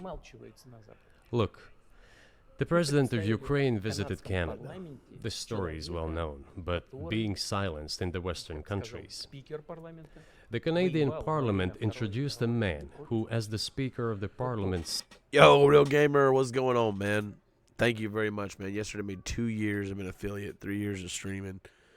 I really appreciate it. I appreciate you jumping in here too, brother. I honestly didn't plan on streaming or doing anything tonight. I saw the interview was live online and free to watch, and I literally just wanted to jump on and watch it and share it. I was telling the guys earlier, I've always wanted to fucking do more political conspiracy theory out there shit, you know, so it's kind of dabbing my toe in the water right here, I guess you'd say.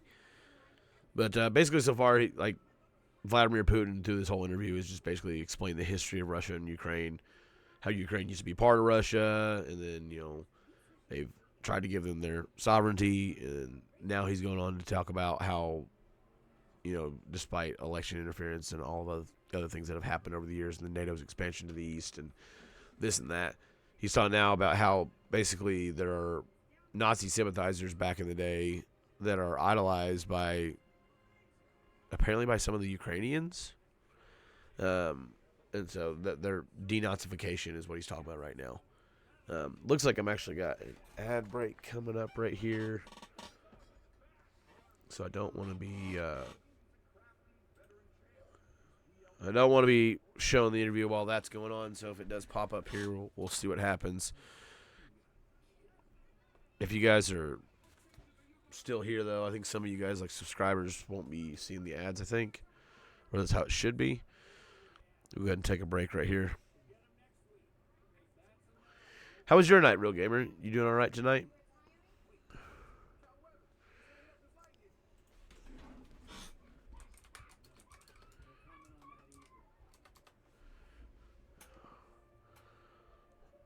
Oh, man.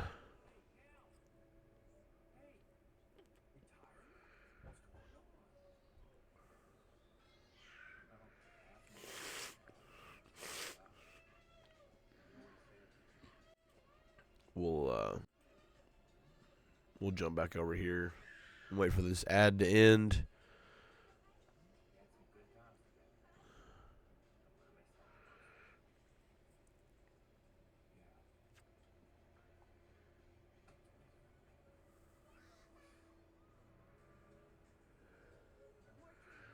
Sorry, guys.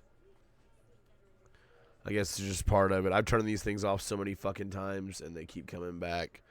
So at this point, I'm not even fighting it. If nothing else, it adds some revenue to the stream, right? Because, you know, gotta have money to fuel the conspiracy theory talks. Alrighty. Looks like we got one of them back. The other one's about to be back now. All right, we are back from the ad break there. Thank you guys that stuck around through that. Going back over here to our full screen cap. Said, fought against the Russians during the World War II. Well, who fought against the Russians during the World War II? Hitler and his accomplices. It turned out that this man served in the SS troops. He personally killed Russians, Poles, and Jews. The SS troops consisted of Ukrainian nationalists who did this dirty work. The president of Ukraine stood up with the entire Parliament of Canada and applauded this man. How can this be imagined? The president of Ukraine himself, by the way, is a Jew by nationality. Really, my question is, what do you do about it? I mean, Hitler's been dead for 80 years. Nazi Germany no longer exists. And so, true. And so, I think what you're saying is you want to extinguish or at least control Ukrainian nationalism, but how? How do you do that? Вот послушайте меня. Ваш вопрос очень тонкий. Listen to me. Your question is very subtle, and I can tell you what I think. Do not take offense. Of course. Он, казалось бы, тонкий, он очень противный, этот вопрос. This question appears to be subtle. It is quite pesky. You say Hitler has been dead for so many years, 80 years. But his example lives on. People who exterminated Jews, Russians, and Poles are alive. And the president, the current president of today's Ukraine, applauds him in the Canadian Parliament, gives a standing ovation. Can we say that we have completely uprooted this ideology if what we see is happening today?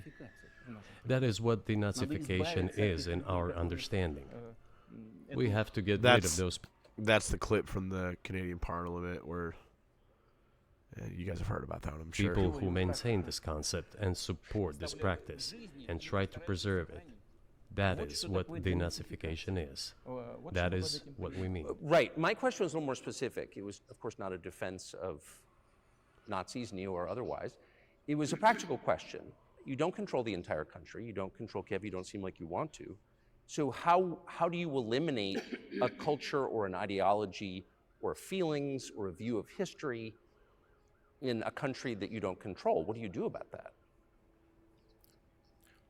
А вы знаете, как вам не That's a legit question. переговоров в Стамбуле? You know, as strange as it may seem to you, during the negotiations in Istanbul, we did agree that we have it all in writing.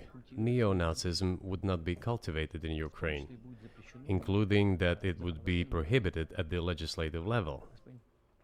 Mr. Carlson, we agreed on that. This, it turns out, can be done during the negotiation process.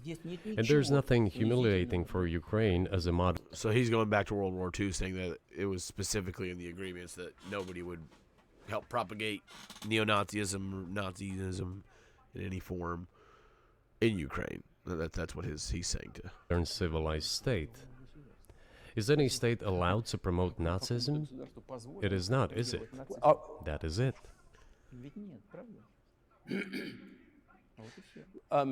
Will there be talks, and why haven't there been talks about resolving the conflict in Ukraine? Peace talks.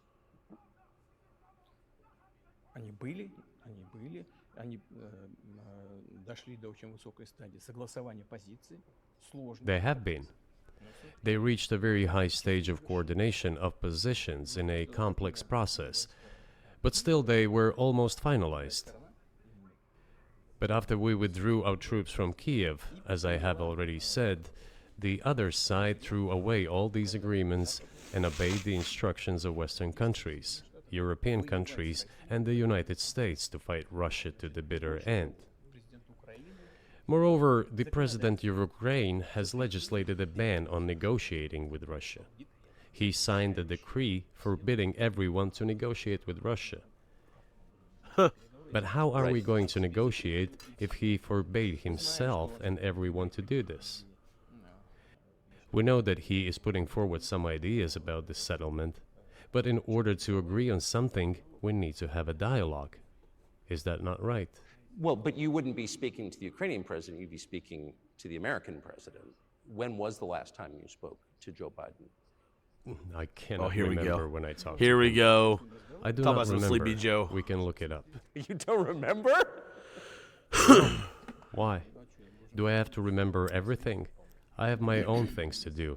We have domestic political affairs. Well, he's funding the war that you're fighting, so I would think that would be memorable.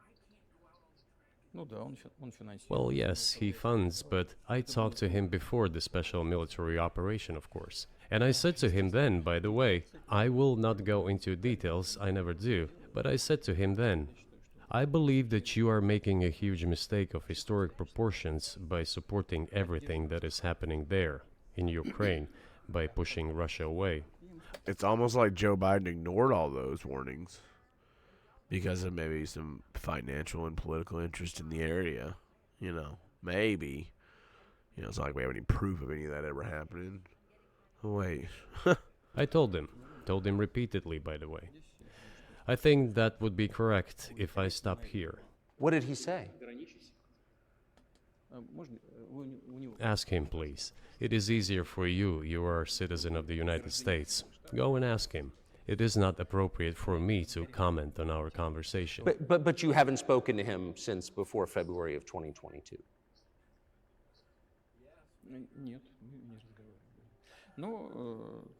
No, we haven't spoken.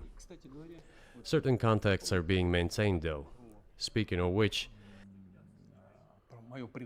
do you remember what I told you about my proposal to work together on a missile defense system? Yes. You can ask all of them. All of them are safe and sound, thank God. The former president, Condoleezza, is safe and sound, and I think Mr. Gates and the current director of the intelligence agency, Mr. Burns, the then ambassador to Russia, in my opinion, are very successful ambassador. They were all witnesses to these conversations. Ask them. Same here. If you are interested in what Mr. President Biden responded to me, ask him. At any rate, I talked to him about it. I'm definitely interested, but from the outside, it seems like this could devolve or evolve into something that brings the entire world into conflict and could initiate a nuclear launch. And so why don't you just call Biden and say, let's work this out?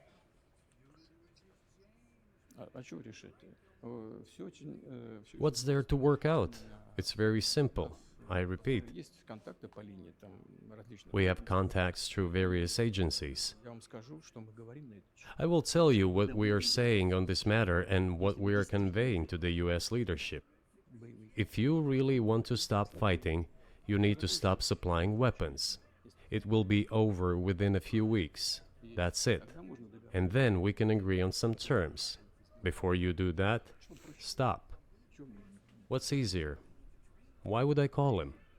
What should I talk to him about? Or beg him for what? And what message? So Vladimir Putin's basically saying here that they're going to continue pushing into Ukraine to stop the neo-Nazism or whatever's going on, the election fraud that led to the current people that are in place.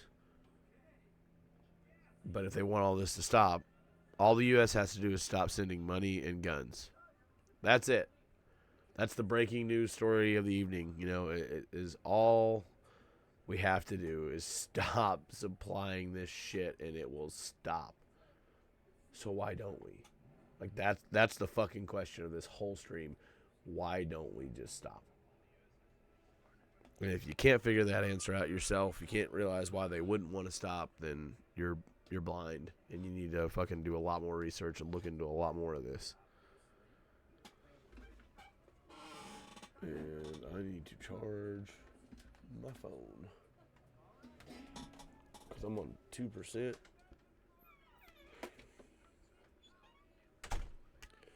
But anyway, back to it, guys. Sorry about that. You're going to deliver such and such weapons to Ukraine? Oh, I'm afraid. Please don't. What is there to talk about? Do you think NATO is worried about this becoming a global war or a nuclear conflict? At least that's what they're talking about. And they're trying to intimidate their own population with an imaginary Russian threat. This is an obvious fact. And thinking people, not Philistines, but thinking people, analysts, those who are engaged in real politics, just smart people, understand perfectly well that this is a fake. They're trying to fuel the Russian threat. The threat I think you're referring to is a Russian invasion of Poland, Latvia, expansionist behavior. Can you imagine a scenario where you sent Russian troops to Poland?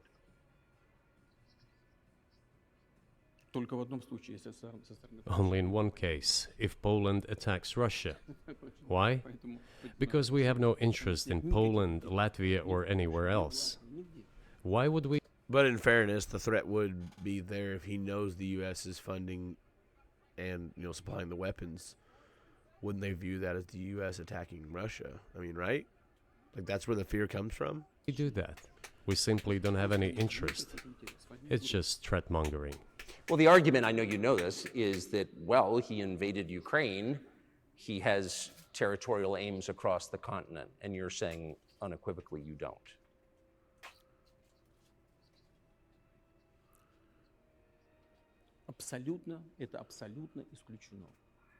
It is absolutely out of the question.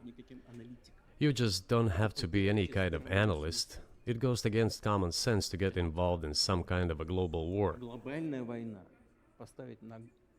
And a global war will bring all humanity to the brink of destruction. It's obvious.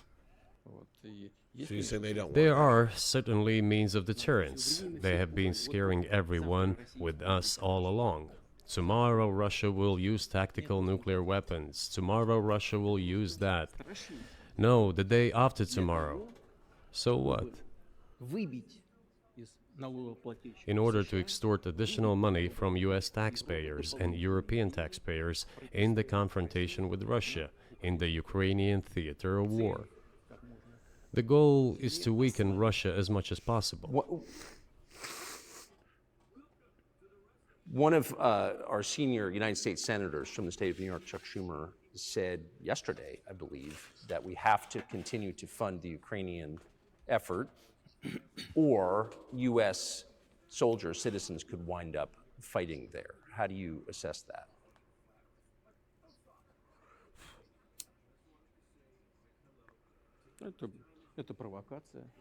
This is a provocation, and a cheap provocation at that. What?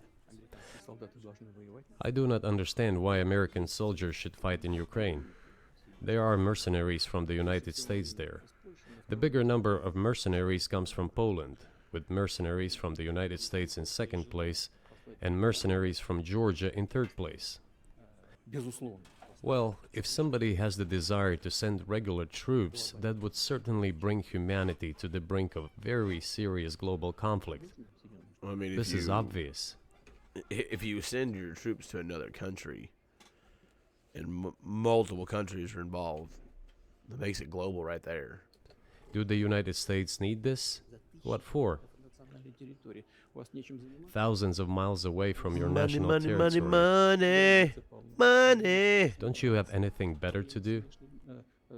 You have issues on the border, issues with migration, issues with the national debt, more than $33 trillion.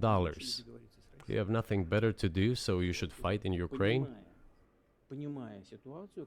Wouldn't it be better to negotiate with Russia, make an agreement, already understanding the situation that is developing today, realizing that Russia will fight for its interests to the end?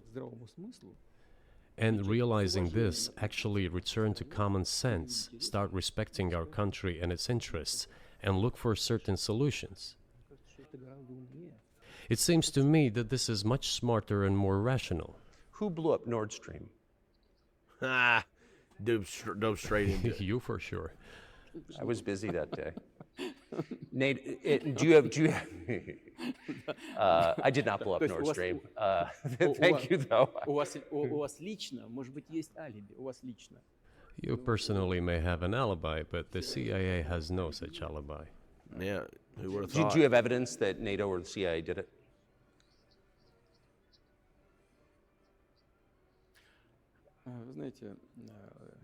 You know, I won't get into details, but people always say in such cases, look for someone who is interested. But in this case, we should not only look for someone who is interested, but also for someone who has capabilities. Because there may be many people interested, but not all of them are capable of sinking to the bottom of the Baltic Sea and carrying out this explosion. These two components should be connected. Who is interested and who is capable of doing it? But I'm confused. I mean, that's the biggest act of industrial terrorism ever.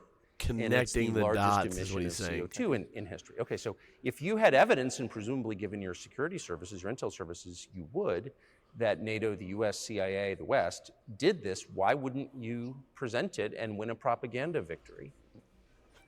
Because you can't. Because you fucking can't. In the war of propaganda, it is very difficult to defeat the United States, because the United States controls all the world's media and many European media. Fucking that, bro. That right there. Everyone else in the world can fucking see it, and nobody here can. Like, what the fuck? The ultimate beneficiary of the biggest European media are American financial institutions. Don't you know that? So it is possible to get involved in this work, but it is cost prohibitive, so to speak. We can simply shine the spotlight on our sources of information, and we will not achieve results. It is clear to the whole world what happened, and even American analysts talk about it directly. It's true. Yes, but here's a question you may be able to answer. You worked in Germany, famously. The Germans clearly know that their NATO partner did this, and it damaged their economy greatly. It may never recover. Why are they being silent about it? That's very confusing to me. Why wouldn't the Germans say something about it? It's a valid point. This also confuses me. But today's German leadership is guided by the interests of the collective West rather than its national interests. Otherwise, it is difficult to explain the logic of their action or inaction. After all, it is not only about Nord Stream 1, which was blown up, and the Nord Stream 2 was damaged, but one pipe is safe and sound, and gas can be supplied to Europe through it. But Germany does not open it. We are ready, please. There's another route through Poland, called Yamal Europe, which also allows for large flow. Poland has closed it, but Poland pecks from the German hand. It receives money from the pan-European funds, and Germany is the main donor to these pan-European funds. Germany feeds Poland to a certain extent, and they close their route to Germany. Why? I don't understand. Ukraine, to which the Germans supply weapons and give money. Germany is the second sponsor of the United States in terms of financial aid to Ukraine. There are two gas routes through Ukraine. They simply closed one route, the Ukrainians. Open the second route and please get gas from Russia. They do not open it. Why don't the Germans say, look guys, we give you money and weapons, open up the valve, please, let the gas from Russia pass through for us. We're buying liquefied gas at exorbitant prices in Europe, which brings the level of our competitiveness and economy in general down to zero. Do you want us to give you money? Let us have the decent existence. Make money for our economy, because this is where the money we give you comes from. They refuse to do so. Why? Ask them. That is what is like in their heads. Those are highly incompetent people. Well, maybe the world is breaking into two hemispheres, one with cheap energy, the other without. And I want to ask you that. If we're now a multipolar world, obviously we are, can you describe the blocks of alliances? Who is in each side, do you think? Listen, you have said that the world is breaking into two hemispheres. A human brain is divided into two hemispheres. One is responsible for one type of activities, the other one is more about creativity and so on. But it is still one and the same head. The world should be a single whole. Security should be shared rather than meant for the golden billion. That is the only scenario where the world could be stable, sustainable, and predictable. Until then, while the head is split in two parts, it is an illness, a serious adverse condition. It is a period of severe disease that the world is going through now. But I think that thanks to honest journalism, this work is akin to work of the doctors. This could somehow be remedied. Well, let's just give one example, the US dollar, which has kind of united the world in a lot of ways, maybe not to your advantage, but certainly to ours. Is that going away as the reserve currency, the universally accepted currency? How have sanctions, do you think, changed the dollar's place in the world?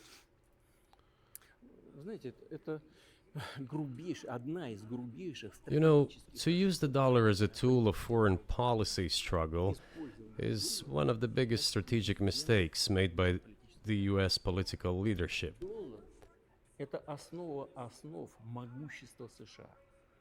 The dollar is the cornerstone of the United States power. I think everyone understands very well that no matter how many dollars are printed, they are quickly dispersed all over the world.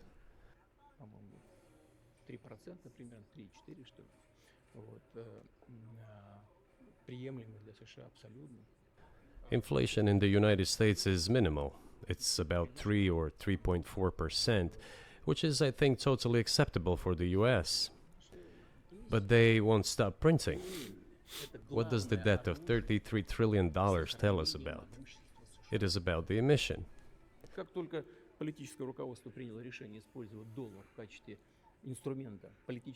Nevertheless, it is the main weapon used by the United States to preserve its power across the world. As soon as the political leadership decided to use the US dollar as a tool of political struggle, a blow was dealt to this American power. I would not like to use any strong language, but it is a stupid thing to do and a grave mistake. Yeah, because if the world stops accepting it, it's not worth anything, and we're just in a shitload of debt. Look at what is going on in the world. Even the United States allies are now downsizing their dollar reserves. Seeing this, everyone starts looking for ways to protect themselves. But the fact that the United States applies restrictive measures to certain countries, such as placing restrictions on transactions, freezing assets, etc., causes grave concern and sends a signal to the whole world. What did we have here? Until 2022, about 80% of Russian foreign trade transactions were made in US dollars and euros.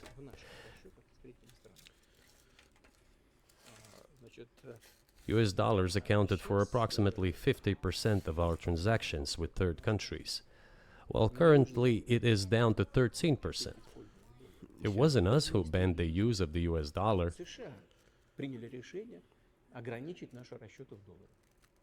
We had no such intention. It was decision of the United States to restrict our transactions in US dollars. It was. I think it is complete foolishness from the point of view of the interests of the United States itself and its taxpayers, as it damages the US economy, undermines the power of the United States across the world. By the way, our transactions in yuan accounted for about 3%. Today, 34% of our transactions are made in rubles, and about as much, a little over 34% in yuan. Why did the United States do this? My only guess is self-conceit. They probably thought it would lead to full collapse, but nothing collapsed. Moreover, other countries, including oil producers, are thinking of and already accepting payments for oil in yuan. Do you even realize what is going on or not? Does anyone in the United States realize this? What are you doing? You are cutting yourself off. We aren't. Our government is.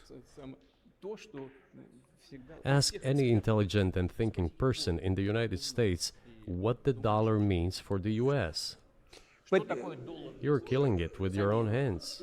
I think that's I think that's a fair assessment. The question is what comes next, and maybe you trade one colonial power for another, much less sentimental and forgiving colonial power. I mean, is the BRICS, for example, in danger of being completely dominated by the Chinese economy in a way that's not good for their sovereignty?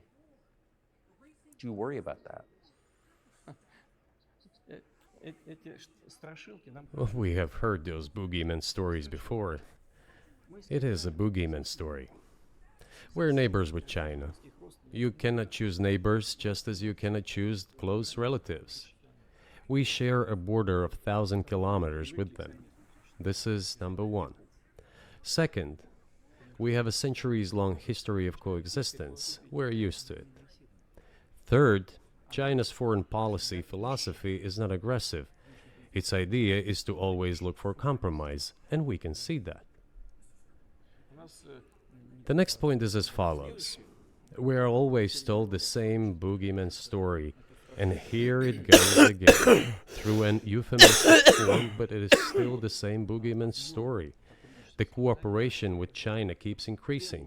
The pace at which China's cooperation with Europe is growing is higher and greater than that of the growth of Chinese-Russian cooperation.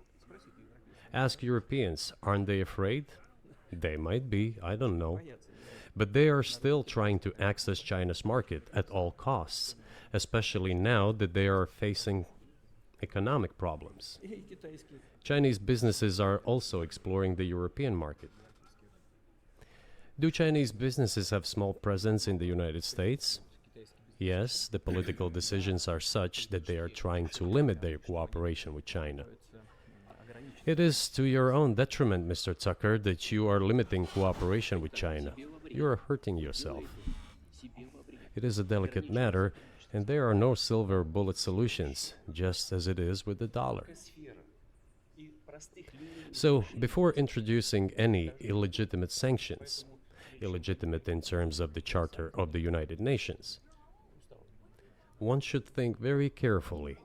For decision makers, this appears to be a problem. So you said a moment ago that the world... So basically he's saying that our leadership is dragging us into a fucking hole and that we need to change it. And I think everybody in this entire fucking country knows that already. It would be a lot better if it weren't broken into competing alliances, if there was cooperation globally.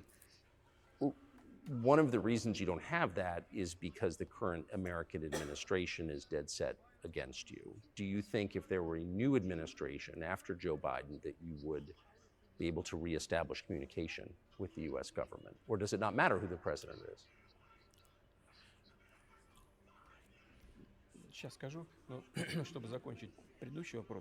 I will tell you, but let me finish the previous thought.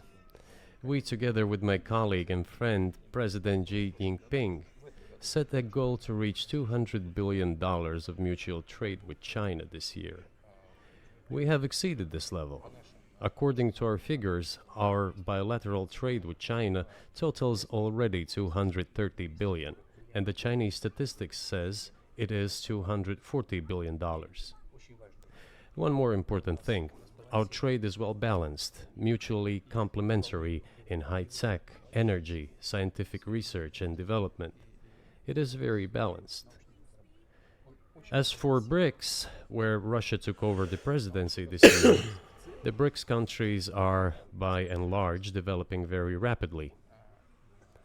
Look, if memory serves me right, back in 1992, the share of the G7 countries in the world economy amounted to 47%, whereas in 2022 it was down to, I think, a little over 30%. The BRICS countries accounted for only 16% in 1992, but now they're... I'm sorry, y'all. I just looked over and realized that I'm on a fucking ad break right now, and I'm still playing. So let's take a little break here. We'll go back a couple seconds. Serves me right. Sorry about that, y'all. I forgot about the fucking ad breaks. Looks like we got one with 15 seconds left, one with 20 seconds left. So, sorry about that, y'all. That's my bad. I forget about the ad breaks. I try to keep an eye on that and stop before, that happens. But, I'll be right back with you guys here in just a few seconds.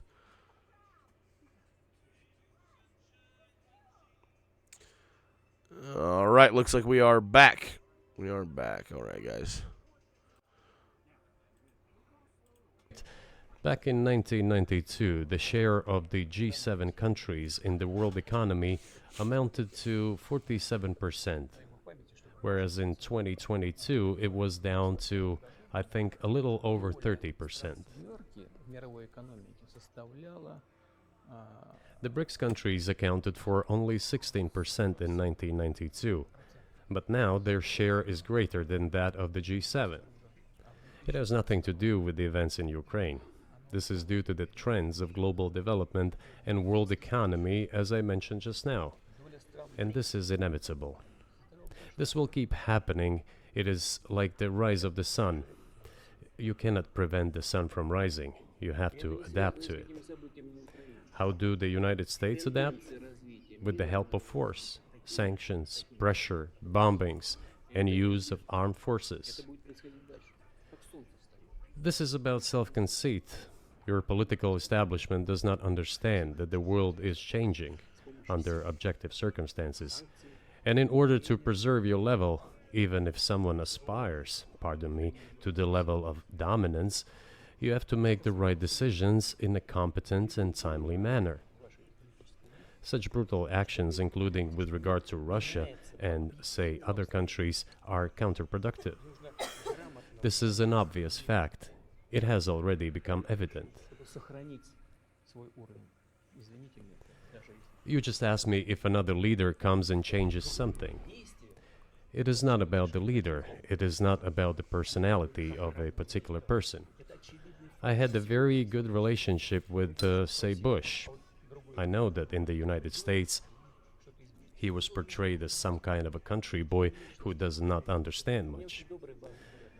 I assure you that this is not the case. I think he made a lot of mistakes with regard to Russia, too. I told you about 2008 and the decision in Bucharest to open the NATO's doors for Ukraine and so on. That happened during his presidency. He actually exercised pressure on the Europeans. But in general, on a personal human level, I had a very good relationship with him. He was no worse than any other American or Russian or European politician. I assure you, he understood what he was doing as well as others.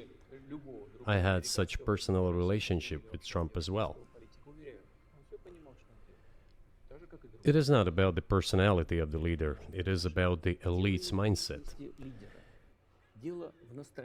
If the idea of domination at any cost, based also on forceful actions, dominates the American society, nothing will change. It will only get worse. But if, in the end, one comes to the awareness that the world has been changing due to the objective circumstances, and that one should be able to adapt to them in time, using the advantages that the US still has today, then perhaps something may change. Look, China's economy has become the first economy in the world in purchasing power parity. In terms of volume, it overtook the US a long time ago. The USA comes second, then India, 1.5 billion people, and then Japan, with Russia in the 5th place. Russia was the first economy in Europe last year, despite all the sanctions and restrictions. Is it normal from your point of view? Sanctions, restrictions, impossibility of payments in dollars, being cut off from SWIFT services, sanctions against our ships carrying oil, sanctions against airplanes, sanctions in everything, everywhere. The largest number of sanctions in the world which are applied against Russia. And we have become Europe's first economy during this time. The tools that US uses don't work. Well, one has to think about what to do. If this realization comes to the ruling elites, then yes, then the first person of the state will act in anticipation of what the voters and the people who make decisions at various levels expect from this person. Then maybe something will change. But you're describing two different systems. You say the leader acts in the interest of the voters, but you also say these decisions are not made by the leader, they're made by the ruling classes. You've run this country for so long, you've known all these American presidents. What are those power centers in the United States, do you think? Like, who actually makes the decisions?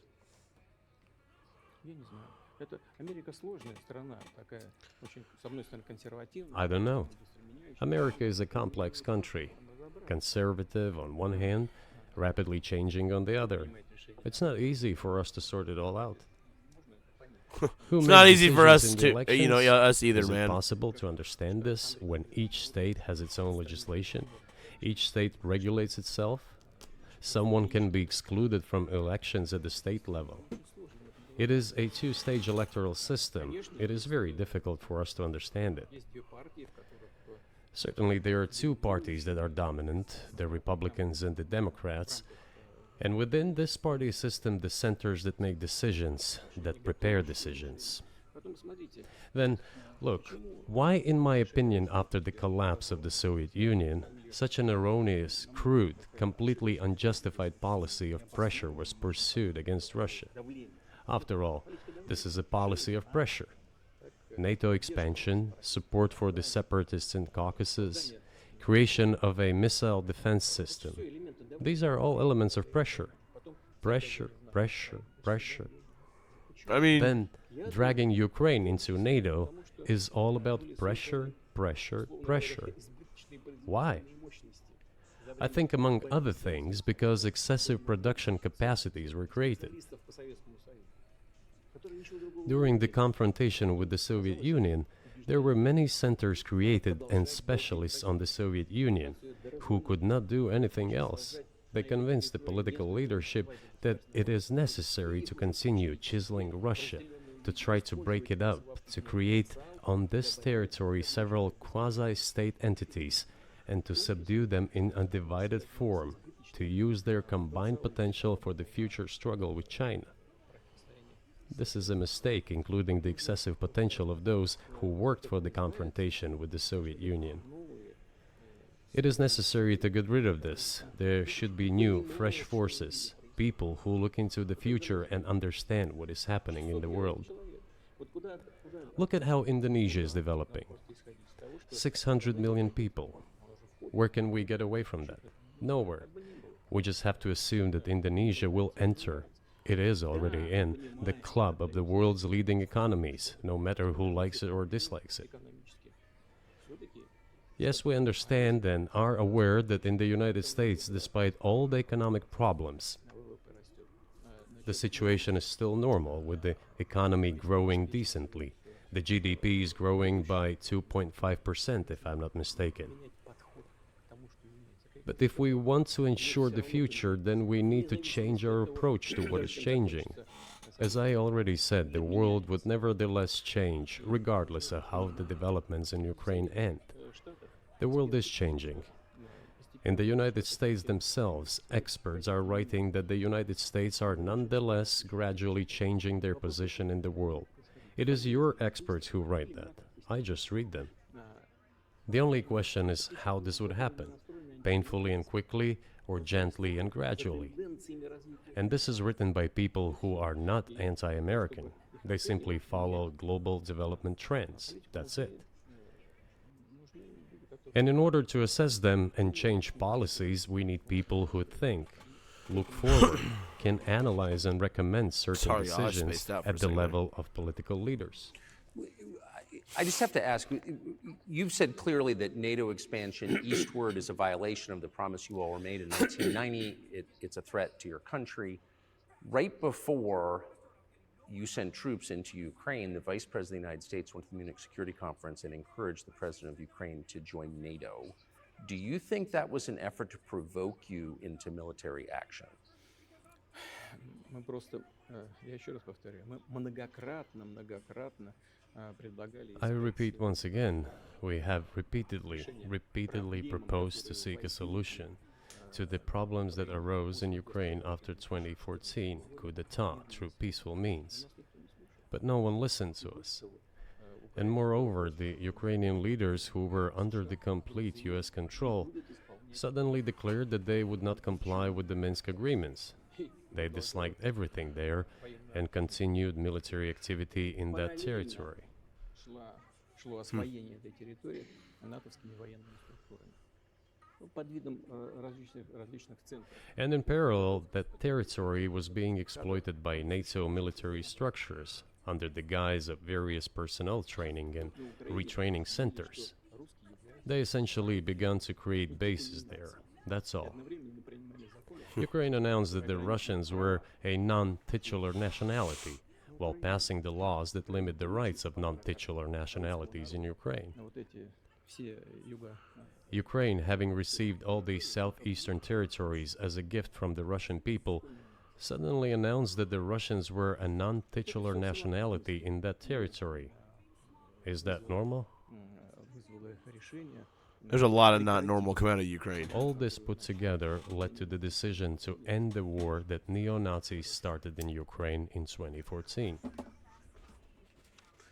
Do you think Zelensky has the freedom to negotiate a settlement to this conflict?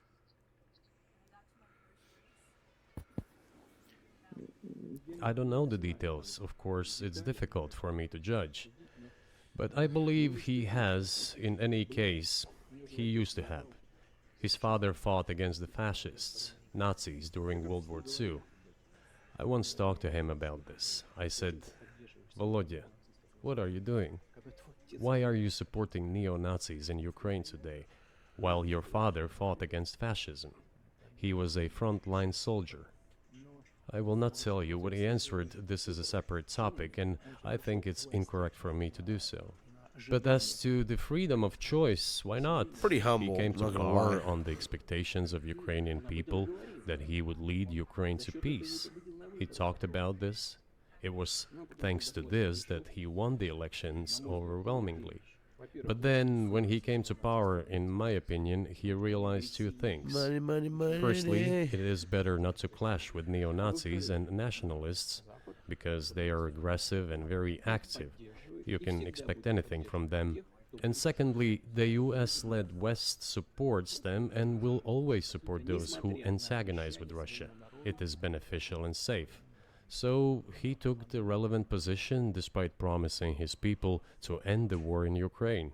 He deceived his voters. But do you think at this point, as of February 2024, Never heard of a politician he has doing the that. latitude, the freedom to speak with you or your government directly about putting an end to this, which clearly isn't helping his country or the world? Can he do that, do you think? Ну, а почему нет? Он же Why not? He considers himself head of state. He won the elections. Although we believe in Russia that the coup d'etat is the primary source of power for everything that happened after 2014. And in this sense, even today, government is flawed.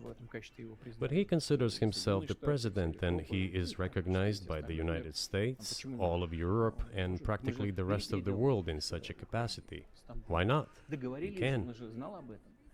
We negotiated with Ukraine in Istanbul. We agreed. He was aware of this.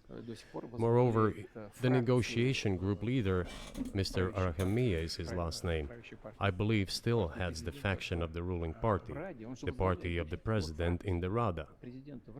He still heads the presidential faction in the Rada, the country's parliament. He still sits there.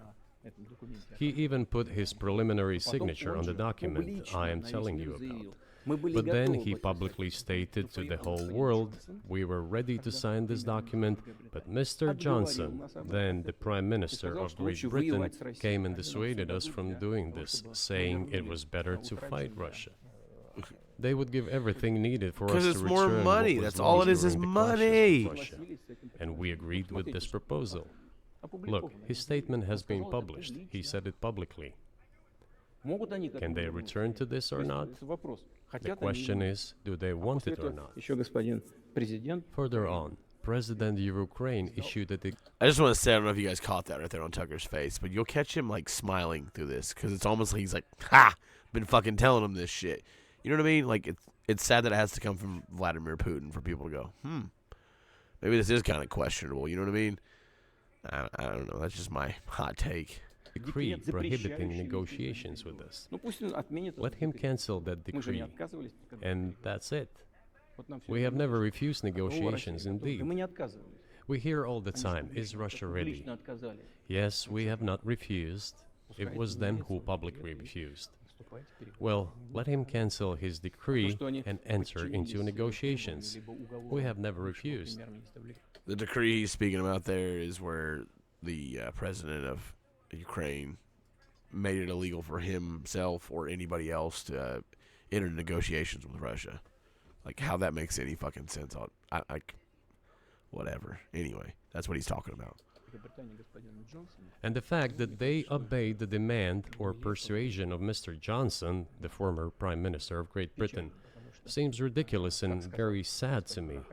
Because, as Mr. Arakamiya put it, we could have stopped those hostilities with war a year and a half ago already. But the British persuaded us and we refused this. Where is Mr. Johnson now? And the war continues. That's a good question. Where do you think he is and why did he do that?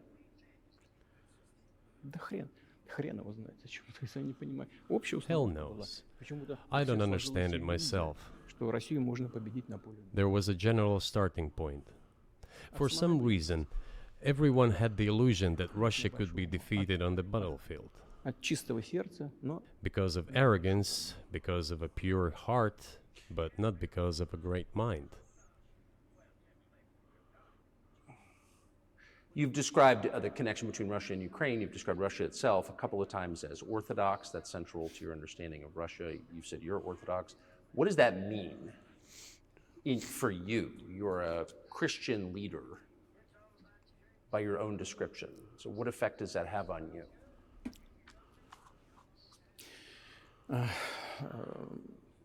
You know, this is the get to know you kind of as thing. I already mentioned, in 988, Prince Vladimir himself was baptized following the example of his grandmother, Princess Olga. And then he baptized his squad. And then, gradually, over the course of several years, he baptized all the Rus. It was a lengthy process, from pagans to Christians. It took many years. But in the end, this orthodoxy, Eastern Christianity, deeply rooted itself in the consciousness of the Russian people. When Russia expanded and absorbed other nations who profess Islam, Buddhism, and Judaism, Russia has always been very loyal to those people who profess other religions. This is her strength. This is absolutely clear. And the fact is that the main postulates, main values are very similar, not to say the same, in all world religions I've just mentioned, and which are the traditional religions of the Russian Federation, Russia.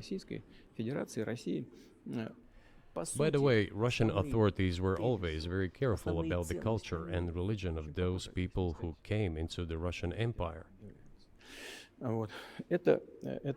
This, in my opinion, forms the basis of both security and stability of the Russian statehood. All the freedom of peoples religion inhabiting Russia basically consider it their motherhood. If, say, people move over to you or to Europe from Latin America, an even clearer and more understandable example, people come, but yet they have come to you or to European countries from their historical homeland. And people who profess different religions in Russia consider Russia their motherland. They have no other motherland. We are together. This is one big family. And our traditional values are very similar. I've just mentioned one big family, but everyone has his, her own family. And this is the basis of our society. And if we say that the motherland and the family are specifically connected with each other, И если мы говорим, что родина и семья It is indeed the case, since it is impossible to ensure a normal future for our children and our families unless we ensure a normal, sustainable future for the entire country, for the motherland. устойчивое будущее для всей страны. That is why patriotic sentiment is so strong in Russia. But can I say that the one way in which the religions are different is that Christianity is specifically a nonviolent religion. Jesus says, turn the other cheek, don't kill. How can a leader who has to kill, of any country, how can a leader be a Christian? How do you reconcile that to yourself?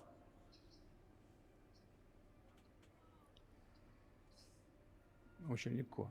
Если речь идет о защите себя и своей семьи. It is very easy when it comes to protecting oneself and one's family, one's homeland. We won't attack anyone. Госперевороты. И с начала боевых действий на Донецке. When did the developments in Ukraine start? На Донбассе. Вот с чего. Since the coup d'etat and the hostilities in Donbass began, that's when they started. And we're protecting our people, ourselves, our homeland, and our future. Она не во внешних проявлениях, и в том, чтобы ходить. As for religion in general, Или бить головой в пол. you know, it's not about external manifestations. It's not about going to church every day or banging your head on the floor. Человекоориентированная. И It is in the heart. And our culture is so human-oriented. гений.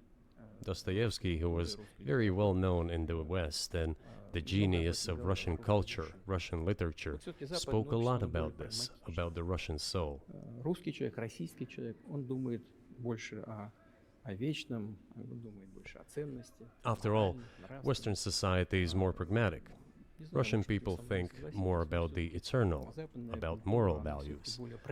I don't know, maybe you won't agree with me, but Western culture is more pragmatic after all. Возможность вот сегодняшнему этому золотому миллиарду. I'm not saying this is bad. It makes it possible for today's golden billion to achieve good success in production, even in science and so on. Что мы вроде как выглядим одинаково, но There's nothing wrong with that. I'm just saying that we kind of look the same, but our Well, minds so are do you built a see little the different. supernatural at work as you look out across what's happening in the world now? Do you see God at work? Do you ever think to yourself, these are forces that are not human? Да нет, я, честно говоря, так не думаю. Я думаю о том, что No, to be honest, I don't think общество so. развивается вот по своим внутренним My opinion is that the development of the world community is in accordance with the inherent laws, and those laws are what they are. Так было всегда в истории человечества. It's always been this way in the history of mankind.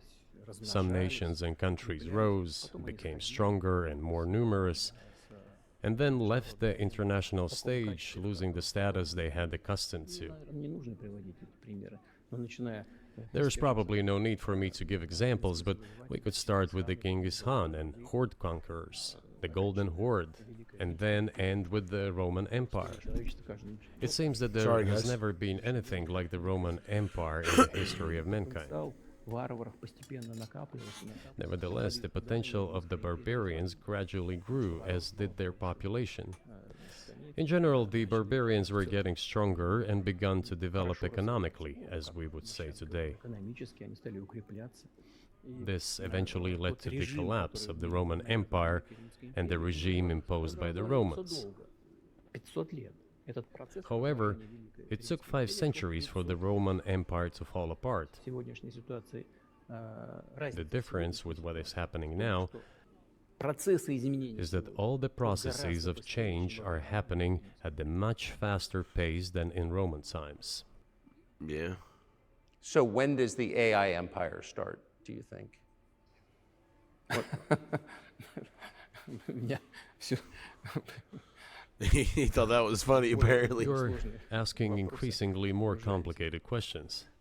To answer them, you need to be an expert in big numbers, big data, and AI. Mankind is currently facing many threats. Due to the genetic researches, it is now possible to create a superhuman, a specialized human being. a genetically engineered athlete, scientist, military man. There are reports that Elon Musk had already had a chip implanted in the human brain in the USA. What do you think of that? What was that bang? Well, I think there's no stopping Elon Musk. He will do as he sees fit. Nevertheless, you need to find some common ground with him, search for ways to persuade him. I think he's a smart person, I truly believe he is. So you need to reach an agreement with him because this process needs to be formalized and subjected to certain rules.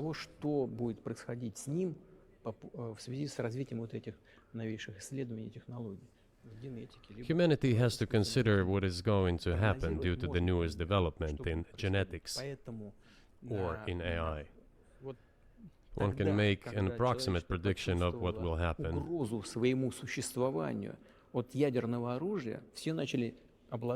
Once mankind felt an existential threat coming from nuclear weapons, all nuclear nations began to come to terms with one another since they realized the negligent use of nuclear weaponry could drive humanity to extinction.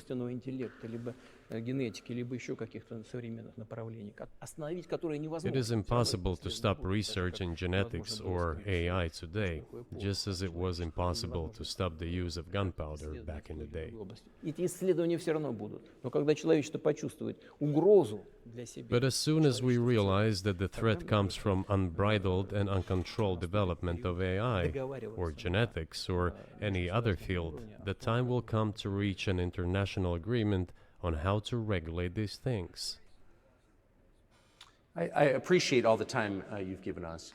I just got to ask you one last question, and that's about someone who's very famous in the United States, probably not here, Evan Gershkovich, who's the Wall Street Journal reporter. He's 32, and he's been in prison for almost a year. This is a huge story in the United States, and I just want to ask you directly, without getting into the details of it or your version of what happened, if as a sign of your decency, you would be willing to release him to us and we'll bring him back to the United States. Ooh, humanitarian. Мы столько сделали жестов доброй воли, что, мне кажется, мы исчерпали все лимиты. We have done so many gestures of goodwill out of decency that I think we have run out of them. Ни разу не ответил. We have never seen anyone reciprocate to us in a similar manner. However, in theory, we can say that we do not rule out that we can do that. So he's leaving the door open. Our partners take reciprocal steps. When I talk about the partners, I first of all refer to special services. Special services are in contact with one another. They are talking about the matter in question. There is no taboo to settle this issue. We are willing to solve it. But there are certain terms being discussed via special services channels. I believe an agreement can be reached. So typically, I mean, this stuff has happened for obviously centuries. One country catches another spy within its borders, it trades it for one of its own intel guys in another country. I think what makes, and it's not my business, but what makes this different is the guy's obviously not a spy, he's a kid. And maybe he was breaking your law in some way, but he's not a super spy, and everybody knows that. And he's being held hostage in exchange, which is true. With respect, it's true, and everyone knows it's true. So maybe he's in a different category. Maybe it's not fair to ask for, somebody else in exchange for letting him out. Maybe it degrades Russia to do that. Вы знаете, можно как угодно говорить, что такое шпион, что не шпион. You can give different interpretations to what constitutes a spy, but there are certain things provided by law. If a person gets secret information and does that in a conspiratorial manner, then this is qualified as espionage. And that is exactly what he was doing. He was receiving classified, very black and confidential white information, and he did it. I just realized I did it again. I totally fucking played through most of an ad break. Sorry about that, guys. There's just a little bit left in this. get this knocked out and get to the bed.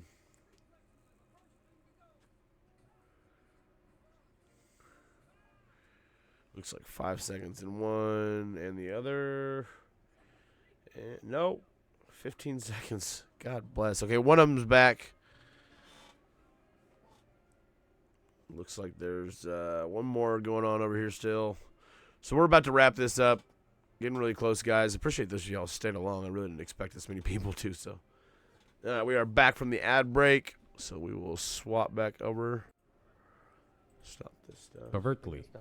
Maybe he did that out of carelessness or his own initiative. Considering the sheer fact this is qualified as espionage, the fact has been proven as he was caught red-handed when he was receiving this information. If it had been some far-fetched excuse, some fabrication, something not proven, it would have been a different story then. But he was caught red-handed when he was secretly getting confidential information. What is it then? But are you suggesting that he was working for the U.S. government or NATO, or he was just a reporter who was given material he wasn't supposed to have? Those seem like very different things.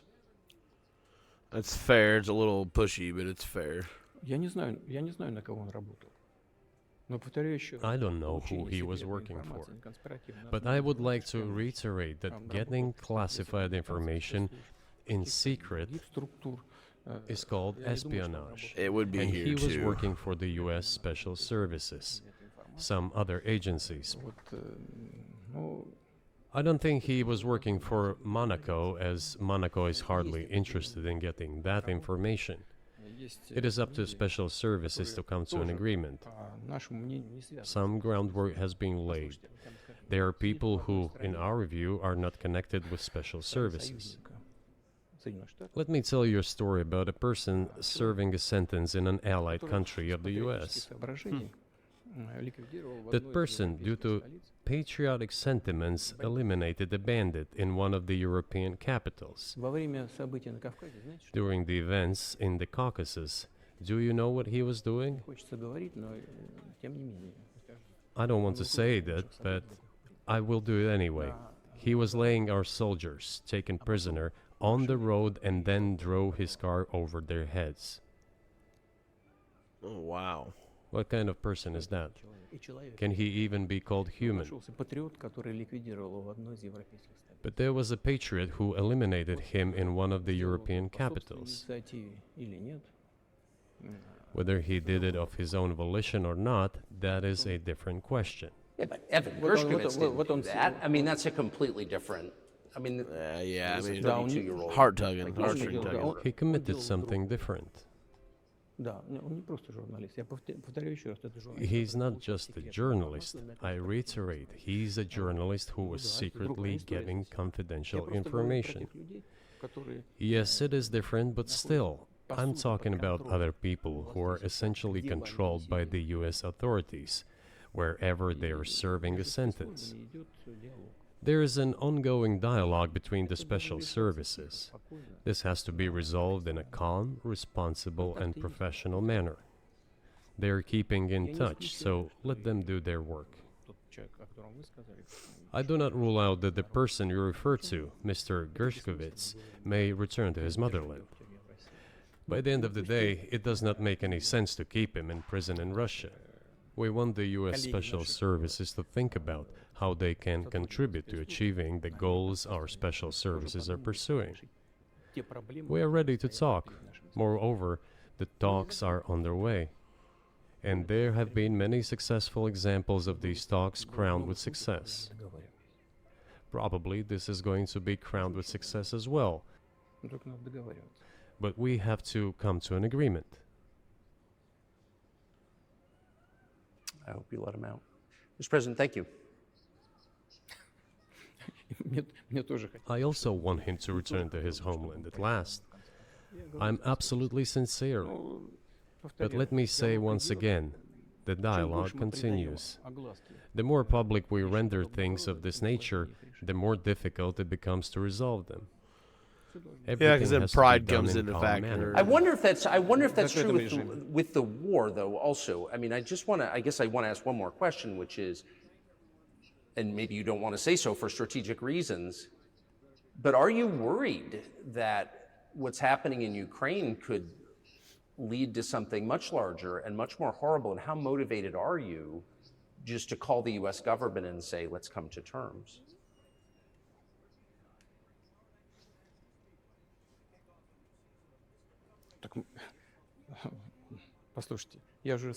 I already said that we did not refuse to talk. We're willing to negotiate.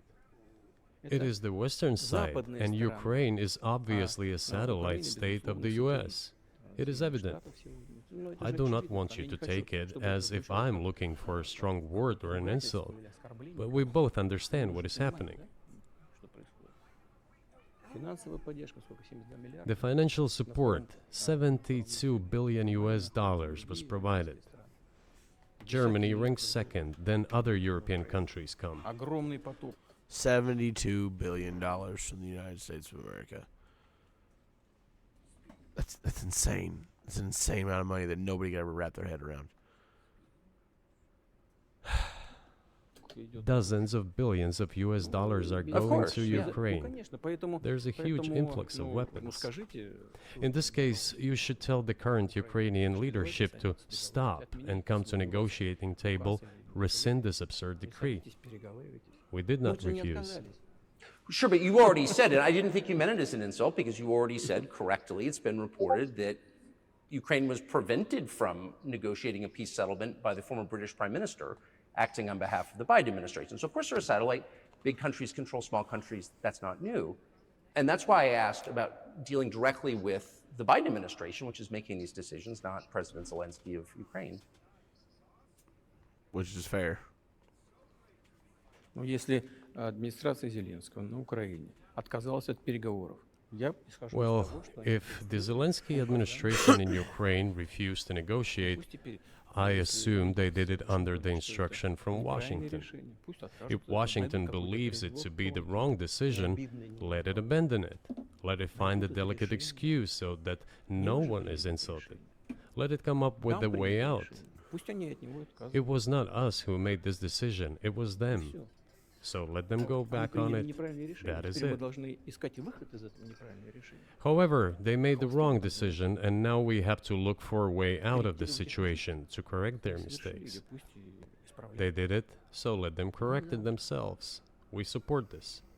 So I just want to make sure I'm not misunderstanding what you're saying. I don't think that I am. I think you're saying you want a negotiated settlement to what's happening in Ukraine.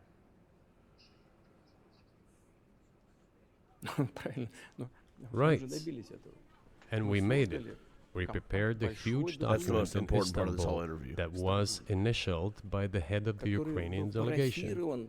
He affixed his signature to some of the provisions, not to all of it. He put his signature and then he himself said, we were ready to sign it and the war would have been over long ago, 18 months ago. However, Prime Minister Johnson came, talked us out of it, and we missed that chance. Well, you missed it, you made a mistake, let them get back to that, that is all. Why do we have to bother ourselves and correct somebody else's mistakes?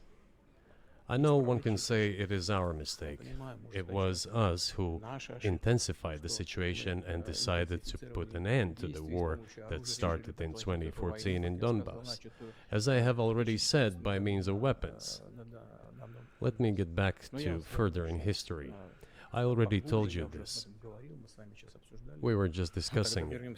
Let us go back to 1991, when we were promised that NATO would not expand, to 2008, when the doors to NATO opened to the declaration of state sovereignty of Ukraine, declaring Ukraine a neutral state.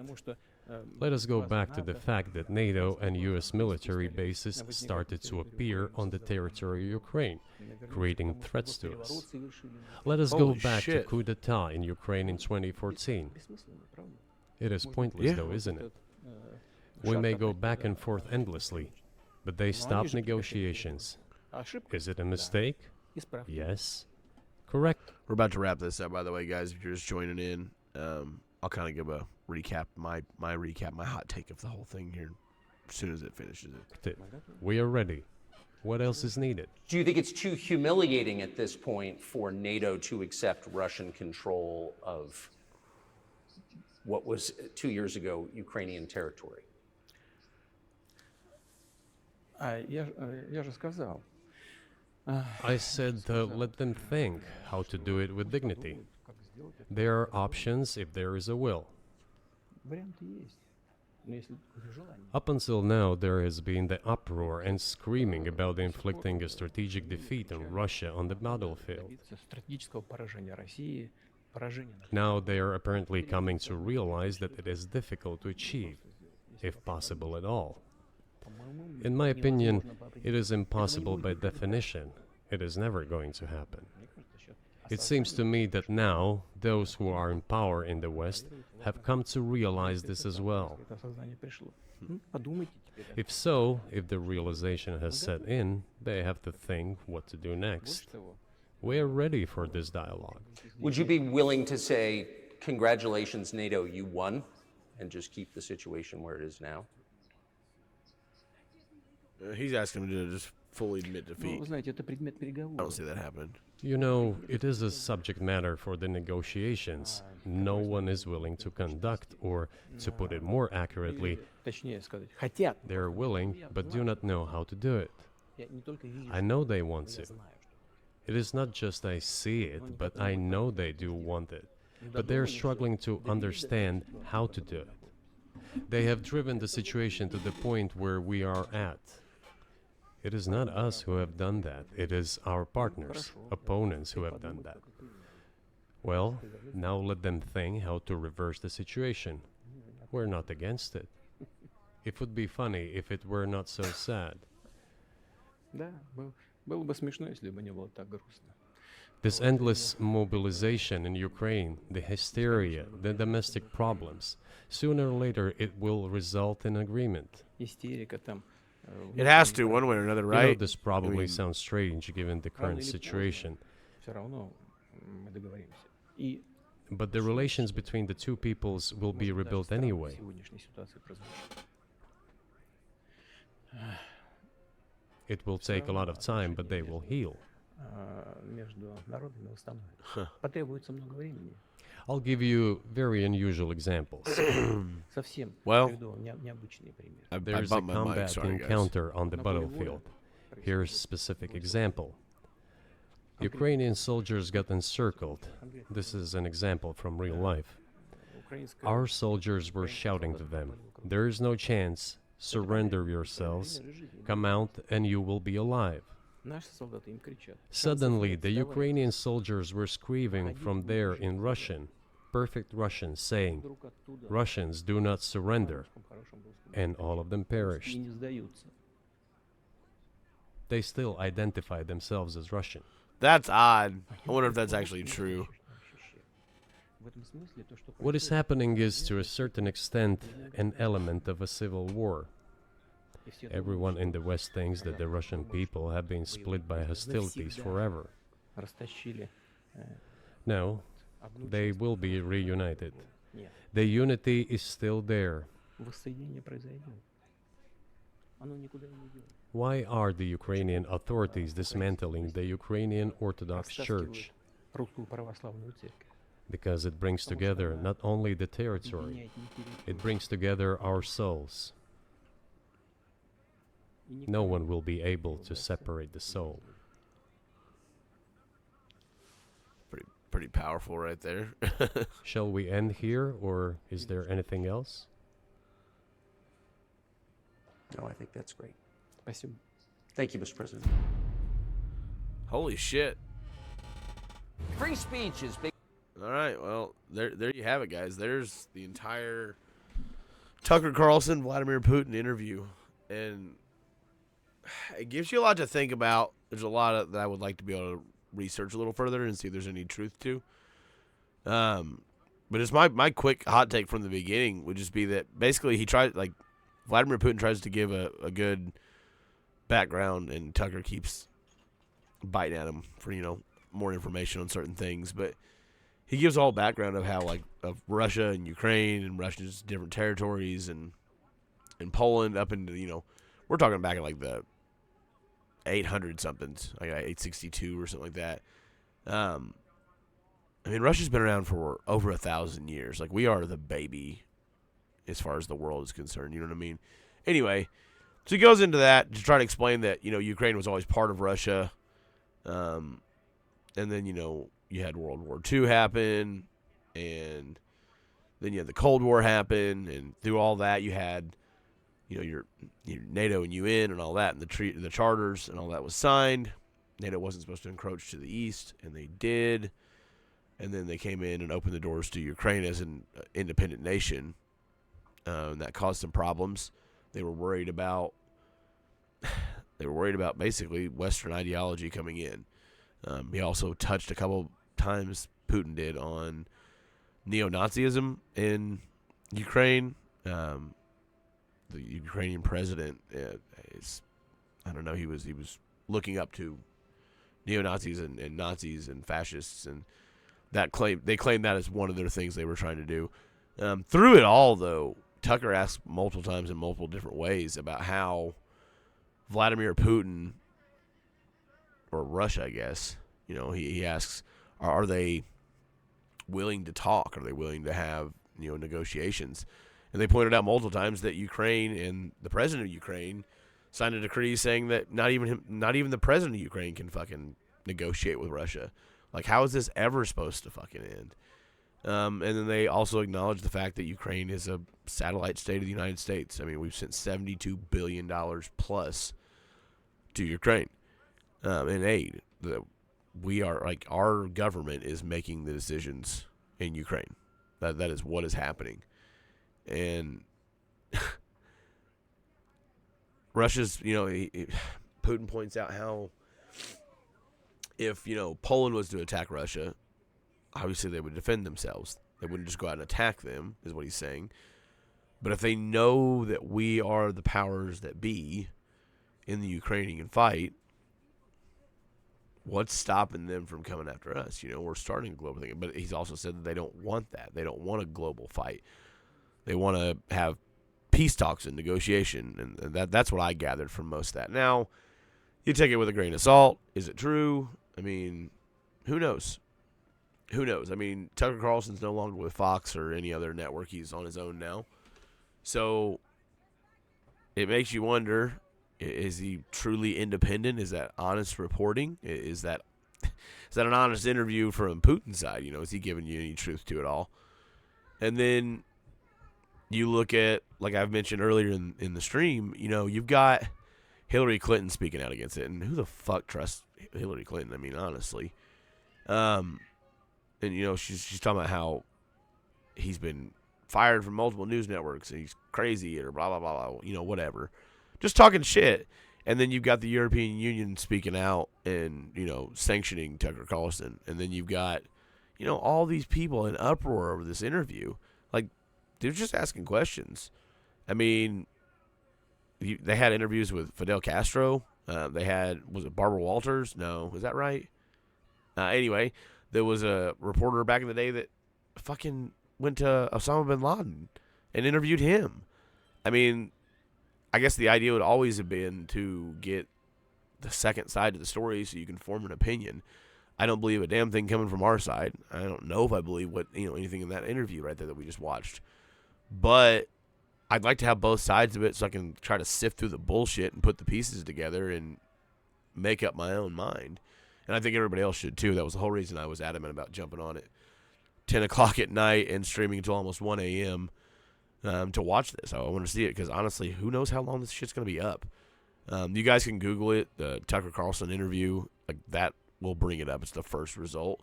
It's for free. You can watch it on his website. I don't know if I'm going to get shit for playing it on stream where we did commentary, maybe not. I don't know. I've seen people do crazier shit.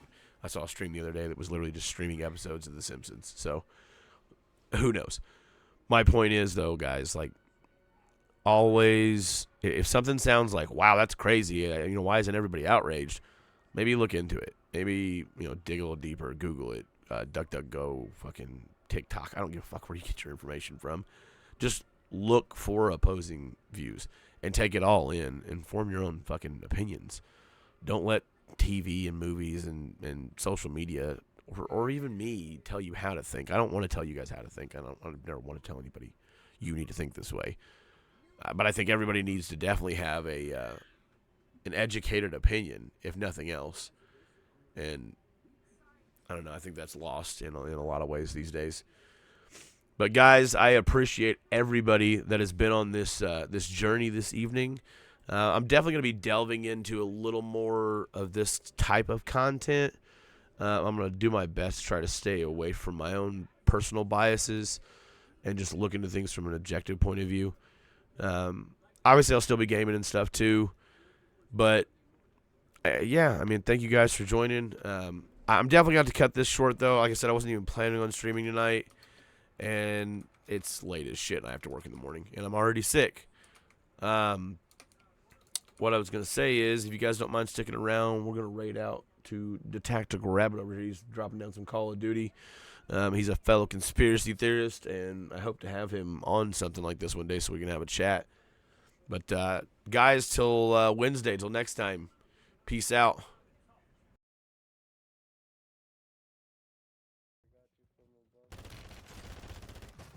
Two, I got one down. Got two down. Hey, he's up. I got sniped right down here.